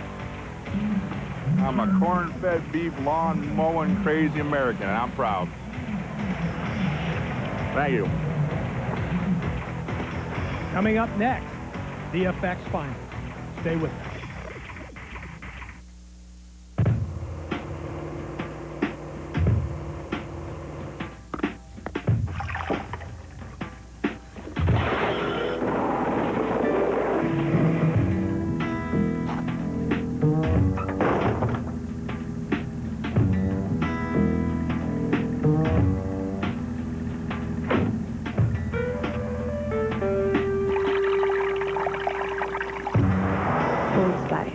It's all in how you use it. If you've tried to quit but are still smoking, try something different. Not a patch, not a gum, but prescription medicines that can help you quit smoking. Ask your doctor or call 1-888-959-STOP and get ready for success. Just because other cleaners are blue like Windex doesn't mean they can clean glass like Windex. Windex with ammonia D leaves a beautiful streak-free shine just about anyone can appreciate. Windex, best on glass. Hi, I'm Shaw Grigsby. I'll be your guide to all the exciting fish catching action at the 1997 Bassmasters Classic. Catch all the action Saturday, 12:30 Eastern on TNN Outdoors, home of the experts. Wake up on New Year's Day in a tropical paradise. Opryland Hotel invites you to spend your New Year's Eve celebration surrounded by 9 acres of breathtaking indoor gardens. Select one of 4 great parties and dance the night away to your favorite sounds. Choose the high-energy country party, 3 decades of rock, the big band gala, or the rock, roll, and disco party. One-night packages starting at just $179 per person include accommodations at the magnificent Opryland Hotel, a delicious dinner, exciting entertainment, party favors, a midnight toast, and a fabulous New Year's Day brunch. After the party, stroll through the gardens to your room. Packages also include late checkout. Reservations are going fast, so choose your party and call now. 1-800-316-1316. Enjoy a safe and happy New Year's Eve 1997 at Opryland Hotel. Welcome back to the STA-BIL Nationals here in Rockford, Illinois. We're at the On the Waterfront Festival inside the Metro Center. We're set to go racing with the Effects, but before we do, let's take a look at the STA-BIL Nationals. Over the last 6 years, STA-BIL has produced 12 regional races benefiting local charities. And today's STA-BIL National benefits Lou Gehrig's disease, the Les Turner ALS Foundation. We had a chance to talk with Rich Hirsch, president of Gold Eagle Company. We at Gold Eagle are delighted to be involved in today's event of lawnmower racing. Of course, we manufacture STA-BIL, and it's a natural for us to be connecting STA-BIL with lawnmower racing, since STA-BIL helps start small engines after they've been stored. Lawnmower racing was the last frontier of motorsports, so we were pleased that we were able to participate in today's event and in this great new sport of lawnmower racing. Well, they're getting their mowers ready to go. The FX Finals coming your way. Earlier, Dave had a chance to talk with Kevin Penny. Dave? Thank you, Steve. With me, the fastest qualifier, two-time national champion, but not the defending national champion, Kevin Penny. You want that title back? Today's the day. Tonight's the night. It's a big one. Being the fastest qualifier, you're the one to beat. Yeah, I got a good heat race, got out front. My job is to get out front again and get a good start for the feature.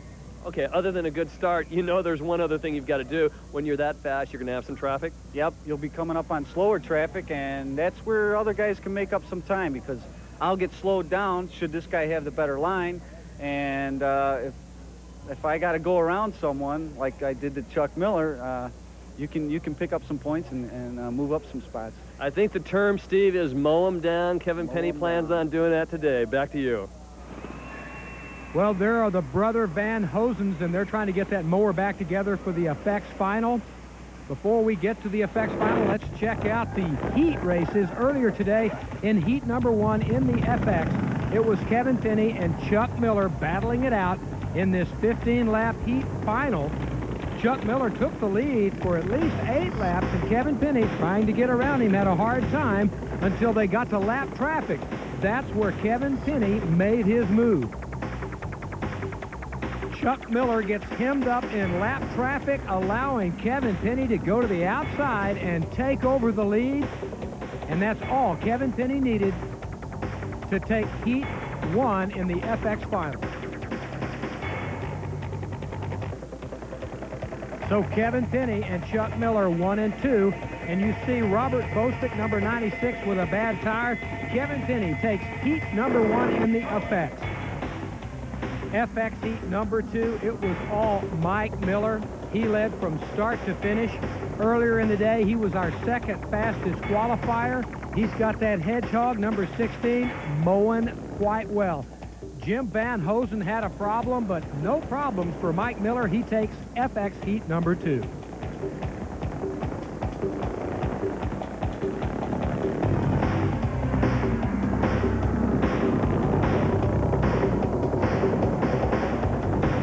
So congratulations to Mike Miller. He wins FX heat number 2. All right, we're set to go FX Final. That's defending champion Mike Miller. We had a chance to ask him what it's going to take to win. Well, right off the start, you're going to have 10 machines jumping out, wanting to get in first place, sort of like motocross.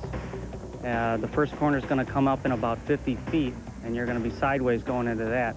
Coming into turn 2 is more than a 90-degree turn, going into a chicane. That's going to be where some problems are going to occur. The rest of the track is pretty sticky, and there's a good 5-6 foot inside line. The rest of it's all marbles and loose. Looking at our FX starting grid, Kevin Penny, Mike Miller, Chuck Miller, our top 3, all national champions. That's the rest of the field. The mowers we're going to see today can go 60 miles an hour outdoors. Today they'll be averaging around 45 to 48. The field is a good one, promises to be a great race, Dave. Fastest lap time for Kevin Penny was just under 14 seconds. Now, this Le Mans start, the priority here is having a quick starting machine. You had a good qualifying time, you had a good heat race, but right now, start your machine quickly and get off. And Penny and Miller still waiting. And it is Chuck Miller from 3rd to 1st before the first turn. An amazing start for Chuck Miller, number 28. Kevin Penny is known for his starts. He didn't get one there. Chuck Miller doesn't have the fastest machine, David. Kevin Penny said he can try, and he thinks he can pass on the outside. We'll have to see. It's going to be a lot of driving skills by Chuck Miller. On board Kevin Penny's machine. He is currently in 2nd position. Now, how do you pass Chuck Miller? It's going to be difficult. Miller ahead. He is on the Honda Harmony. It doesn't look like much machine, but it really handles in the corners, and he is flat out all the time. Kevin Penny and Mike Miller in tow right now. Chuck Miller is our leader. We talked to him earlier in the day about his racing and his machine. Well, I just like racing anything, and lawnmower is a pretty crazy thing to do. And I pulled single-cylinder garden tractors for years. My friends thought I was crazy doing that. And we went into this here. They didn't think I was crazy because I was already doing it. So it's a lot of fun, cheap racing. It is cheap racing, David. You and I know we were talking to some of these guys. They were picking up mowers for $250 to $500. changing a few things, and they're out racing. It is cheap racing. Lots of fun. Chuck Miller aboard Boogie Woogie leads. Kevin Penny aboard Hazardous Waste. And then there's the Hedgehog, Mike Miller in third. And they're bunching up. This is a good race. Well, they're all real close together. Most of those machines are set up about the same. And we've got a caution. It looks like Nate Hendricks, the number 4 machine, has taken a hay bath in turn 3. So that'll allow the field to bunch up. There's Nate Hendricks now. He's getting his mower out. Looks like he's all right. While we're under caution, let's take a break, and we'll return with the FX Finals from Rockford, Illinois, right after this. Stay with us.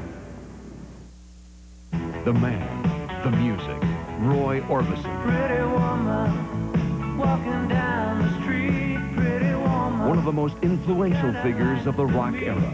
Only the lonely. Now, for the first time, all of Roy's greatest songs are together in one incredible collection. The very best of Roy Orbison. In dreams, I walk with you. I'm going back. From his very first recordings to his last. To Blue Bayou. Anything at all, you got it. From the 50s to the 90s, his incredible voice and songs have thrilled millions. Included are Roy's biggest hits from his legendary Black and White Night concert. Pretty paper. For the first time, you'll hear Roy's only acoustic performance of Pretty Paper. The very best of Roy Orbison. To order, call the number on your screen. You also get Roy's classic duet with K.D. Lang.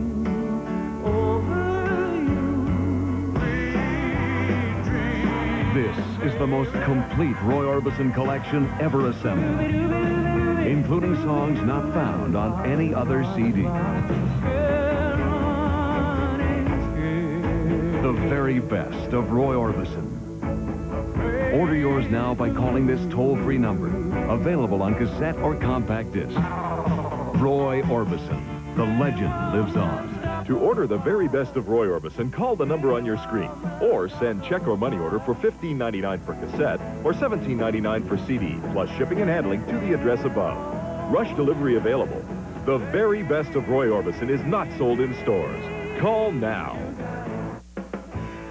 Welcome back to the 6th annual STA-BIL Nationals here in Rockford, Illinois. We're inside the Metro Center, and we've got some great action, but we're still under caution, getting ready to go. Green Dave and Chuck Miller, Kevin Penny, and Mike Miller are still 1, 2, and 3. Oh, those guys are mowing them down very fast. In fact, I have a prediction. Those three, if they stay on this pace, they're going to lap most of the field. They are really flying around this course. The Mocam, take a look. How do you get around that number 28 machine? And Kevin Penny, the 94 and 95 national champion, looking for a way. He's trying the outside, and he gets cut off in that slight chicane where they move hay bales to the outside. There's turn number 3. He's going to try turn number 4 now down the front straight, and he's got to watch out. His buddy Mike Miller's in third. Miller's going to try a new line as well. Miller and Kevin Penny race together every weekend. Both of their machines are pretty much set up the same, so they're equal. But Chuck Miller doesn't seem to have the power, but he does have the handling skills, and that machine's set up really nice for this track. Oh, take a look at Kevin Penny on the FX2 machine, getting his 2 inside wheels off the ground on that right-hand turn. Turn number 3 really gets airborne. Chuck Miller, our current leader, still followed by Kevin Penny and Mike Miller. Now, Mike Miller and Kevin Penny have handlebars, whereas Chuck Miller's driving with a steering wheel. Well, Chuck Miller looks like he's got a comfortable ride, but the others really look more like a motorcycle, snowmobile setup, and much more an aggressive machine. On board with Mike Miller, currently in third position. He's a little frustrated as well. Both Mike Miller and Kevin Penny trying to figure out how to get around Chuck Miller. Miller wasn't the fastest qualifier. The guys behind him were the fastest qualifiers. Now they're going to try the outside, and there's just really not enough traction. The only way to pass is lap traffic. We saw that earlier in the heat race when Kevin Penny waited his turn, and Penny made it around Chuck Miller in lap traffic. Here they come now. Halfway through this race we go. They've got some lap traffic, and this is the way they're going to have to make their moves. No, they're pulling off to the inside. Slight chicane right there into turn number 3. Turn number 4, Kevin Penny's been very aggressive there. Well, let's see if he can pull it off. We're coming into 2 and 3. Miller inside. Kevin Penny waits, and he's trying now. No, he's going to stay right behind Chuck Miller. More lap traffic coming up. Let's see if he tries to make a move there. Take a look. Any mistake by Kevin Penny, it's going to be Mike Miller going to move up on him as well. And Chuck Miller trying to get around Ed DeFergalski. Now, he is a team member of Kevin Penny and Mike Miller. Maybe he'll try to make a play. No, on board with the Mocam, and that's Mike Miller. Now you see the racing action down the front stretch. It's quite heavy, but Chuck Miller's just keeping that line. Number 28, the red machine, Marion, Ohio's Chuck Miller. Miller now's got some traffic. What's he going to do? He's going to take an inside line and cover his bases. In fact, he's going to pass to the inside and put a little space between Kevin Penny, and Mike Miller. So Chuck Miller's still our leader. Kevin Penny and Mike Miller are still back there, but they got a mower in front of them. They've got to get around, and Chuck Miller's just making more distance between he and second and third place. Great handling machine for Chuck Miller on that Honda Harmony with the foot throttle and the rear axle brakes and the steering wheel. And take a look, he really can pull away as the lap traffic is causing some problems with Kevin Penny and Mike Miller. So Kevin Penny and Mike Miller now have gotten around. Greg Hansel, number 52, brings them back into second and third. We had a chance to talk with Kevin Penny about his views on lawnmower racing. It's really taken off. I think it's grown fourfold since it began. And how serious are we? We got trading cards. I mean, Mike and I and a few other guys, and I got a videotape we put together, you know, how to lawnmower race, and it's got some tool time humor in it and some race scenes, and it pretty much covers the whole spectrum of lawnmower racing. So it's been a 3-year project.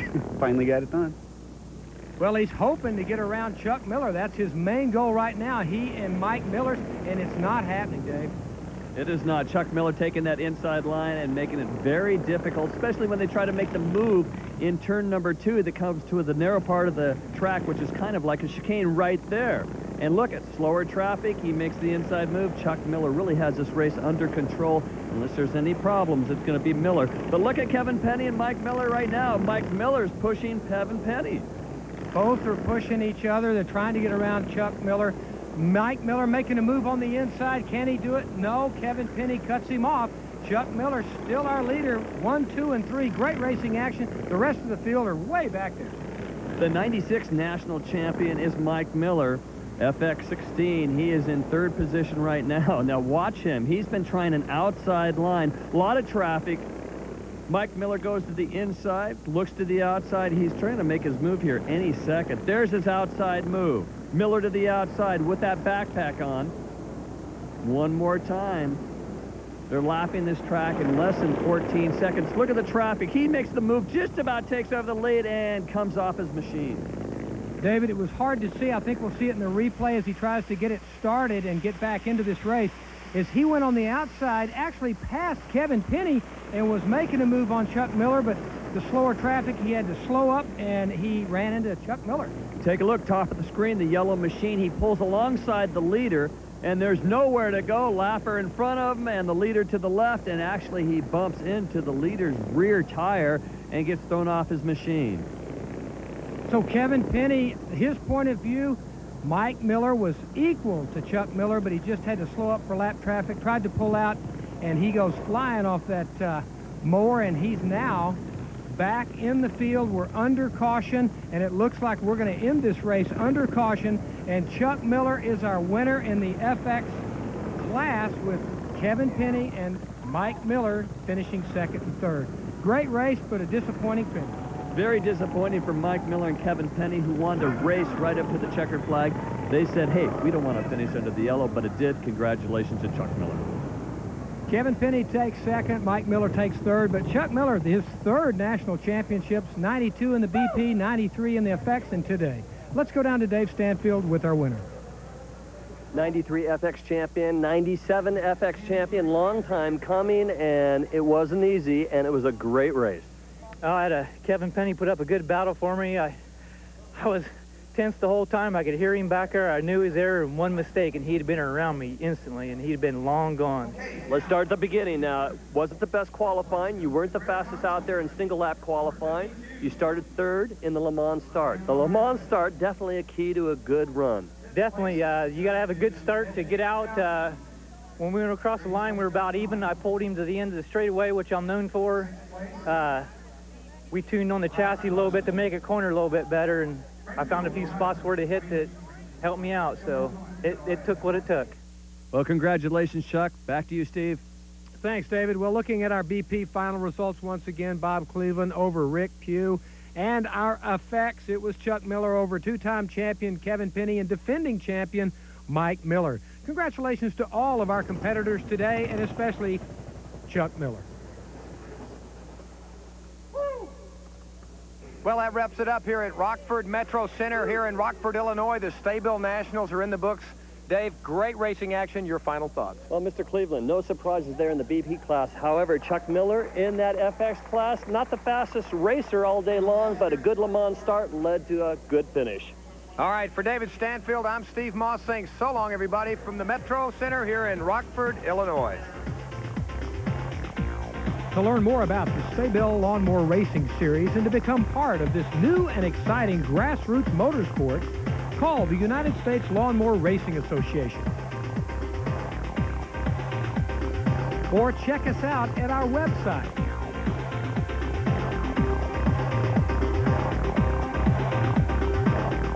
We hope to see you at one of our 12 regional races and possibly competing next year at the National Championship here at the STA-BIL National. Your heart's pounding, adrenaline's pumping. They light you up, and you go. We asked some of Hollywood's hottest stuntmen to switch antiperspirants and try Degree. What's body heat activate? Probably means when you get warm, that it starts working. As your body heat rises, Degree releases extra protection when you need it most. I heated up, and it cooled me down. I was on fire, and I was dry. I don't want my guys to see me sweat. This stuff kept up, even in the 40-foot high fireball. Dry as a baby. Body heat activated Degree. Your body heat turns it on.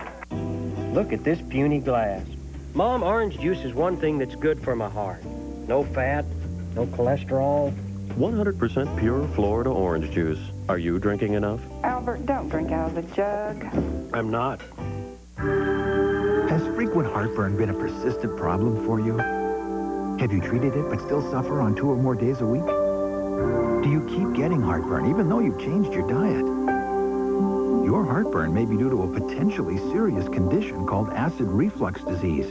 Ask your doctor if Prilosec is right for you. Just 1 Prilosec capsule daily can provide 24-hour acid control. For a free brochure, call 1-800-716-3090. Learn the facts about acid reflux disease and how Prilosec, available only by prescription, can effectively treat it. Prilosec is not for everybody. Only your doctor can decide if it's right for you. The most common side effects are headache, diarrhea, and abdominal pain. For additional product information, call 1-800-716-3090. Ask your doctor or pharmacist, or see our ad in Life magazine. Want 24-hour acid control with just 1 daily capsule? Ask your doctor about Prilosec. Weeknights, get a couple of fast drivers, a pretty girl, and a place called Hazard, and you'd have a really good TV show. Ain't gonna work. Can't miss. The Dukes of Hazzard, weeknights 6 and 7 Eastern on TNN. Think about it. We depend on our vehicles, yet most people know surprisingly little about car care. Well, get ready for the road, the show that'll help you ensure your vehicle gets the kind of care and attention it needs. Join Mike Anson and Tricia Hassinger to see just how easy it is to tackle routine maintenance and small repairs, and be confident the job's done right. So get ready for the road. Sunday, 12:30 Eastern on TNN Motorsports.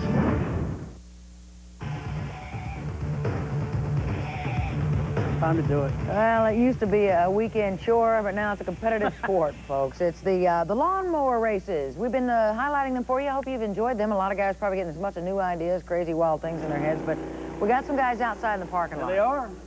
That's Bob Cleveland. Bobby Cleveland. He is what? Is he the defending champ? I don't know.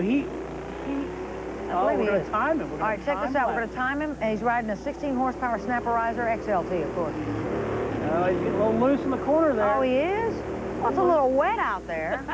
There he is flying. Flying. How fast is he going? Look, he's got a fogged-up face shield there.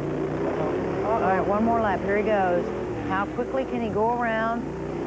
Do we have the checker flag? There it goes, 17.65 seconds for Bobby Cleveland. All right, way to go, Bobby. Now, Mark Boyce.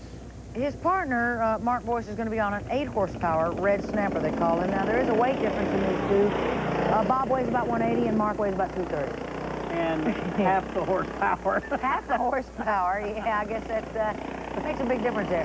You know, it's funny, this snapper to me looks bigger than the other one, yet it has less horsepower. Look at this guy. Oh, he got way low. He better lean there now. That's right, he got way low. Whoa! We're going to time it now. Bring out the timer. Mark Boyce, he was third in the points this year. He's got to beat 17.65. That's right. Do they do 2 laps then? We're just making these rules up as we go along. Doesn't this look like fun, Steve? He's not going to, I got to do that. Do you own a riding lawnmower? Yes, I do. I haven't named mine yet, though. 20.75 from Mark, and the 8-horsepower snapper, and it was 17.65 with the 16 horsepower. Now, what we're going to do, you know, we only got a little bit of time left, but hopefully you're going to have time to run out there. I got to do it. Well, you know what, you got to mow the yard, or is that what you want to do? I want to race. race. Or you could mow the lard, too, if you want I want to race. All right, fine. You head that way. I'm going. You know what, I'm going to stay I'm here. going. You're not going to catch me on the lawnmower come on. for a long time. Come on. No way. I got a husband who needs a lawnmower. I don't need to ride a lawnmower. You go out there. I'm going. You know, racing for interstate means my battery has enough power to run my car, as well as some other race necessities, like this mini fridge, track lighting, my foot massager, a window unit. And for those long races, who could forget the espresso maker? Heck, I even had a big screen put in for my friends. Interstate batteries, power fast, built to last. Hey, Bobby, the burrito's done yet? So Nicoderm CQ's working for you? Oh, yeah. Yeah, I'm doing just fine, cold turkey. Oh, well, that's great. Oh, yeah. Hey, Jack. Yeah. Take a break? Oh, nice one. Come on, you know we quit for New Year's. Oh, wait, I'm coming. Jack, no. Just one cigarette. No. Why are you so calm? Because I got help. CQ, a 24-hour stream of medicine that's always with you, even when you first wake up. Helps calm the cravings, my friend. All right. Nicoderm CQ, the power to calm, the power to comfort, the power to help you quit. It had been well over a half an hour. Anxiously, I shouted, "Change, Master!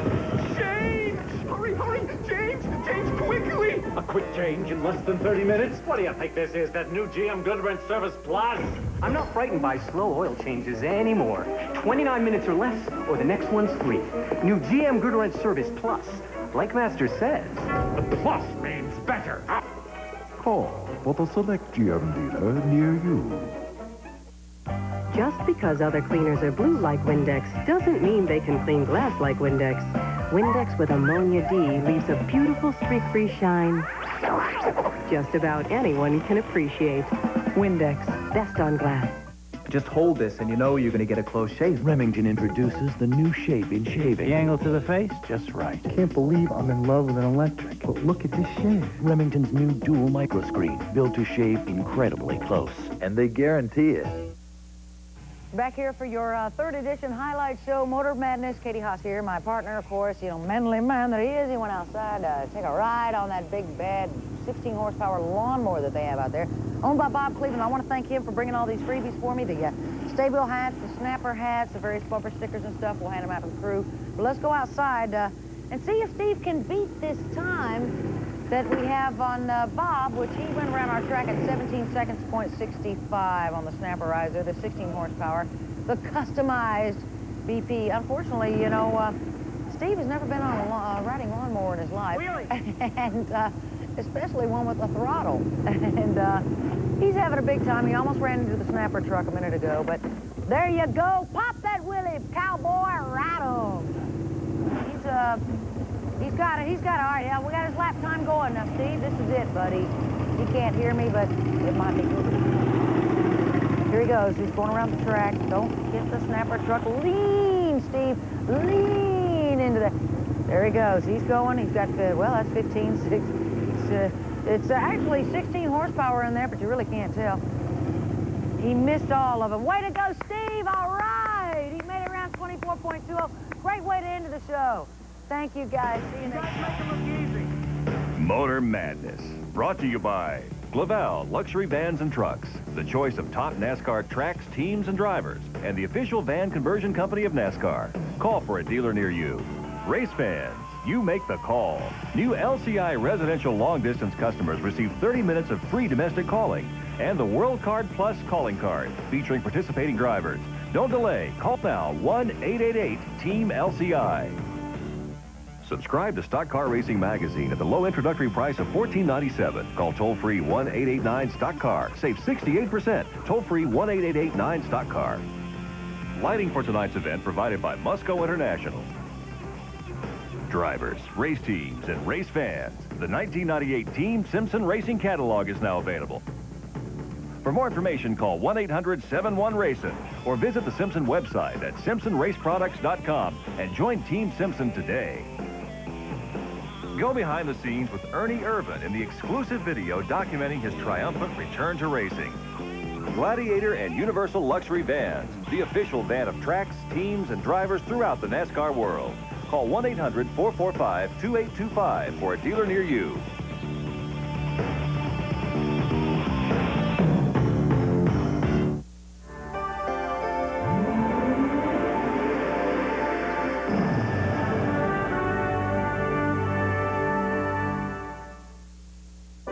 The Nashville Network is a service of CBS Cable. You're watching TNN, the #1 source for country music, entertainment, and information.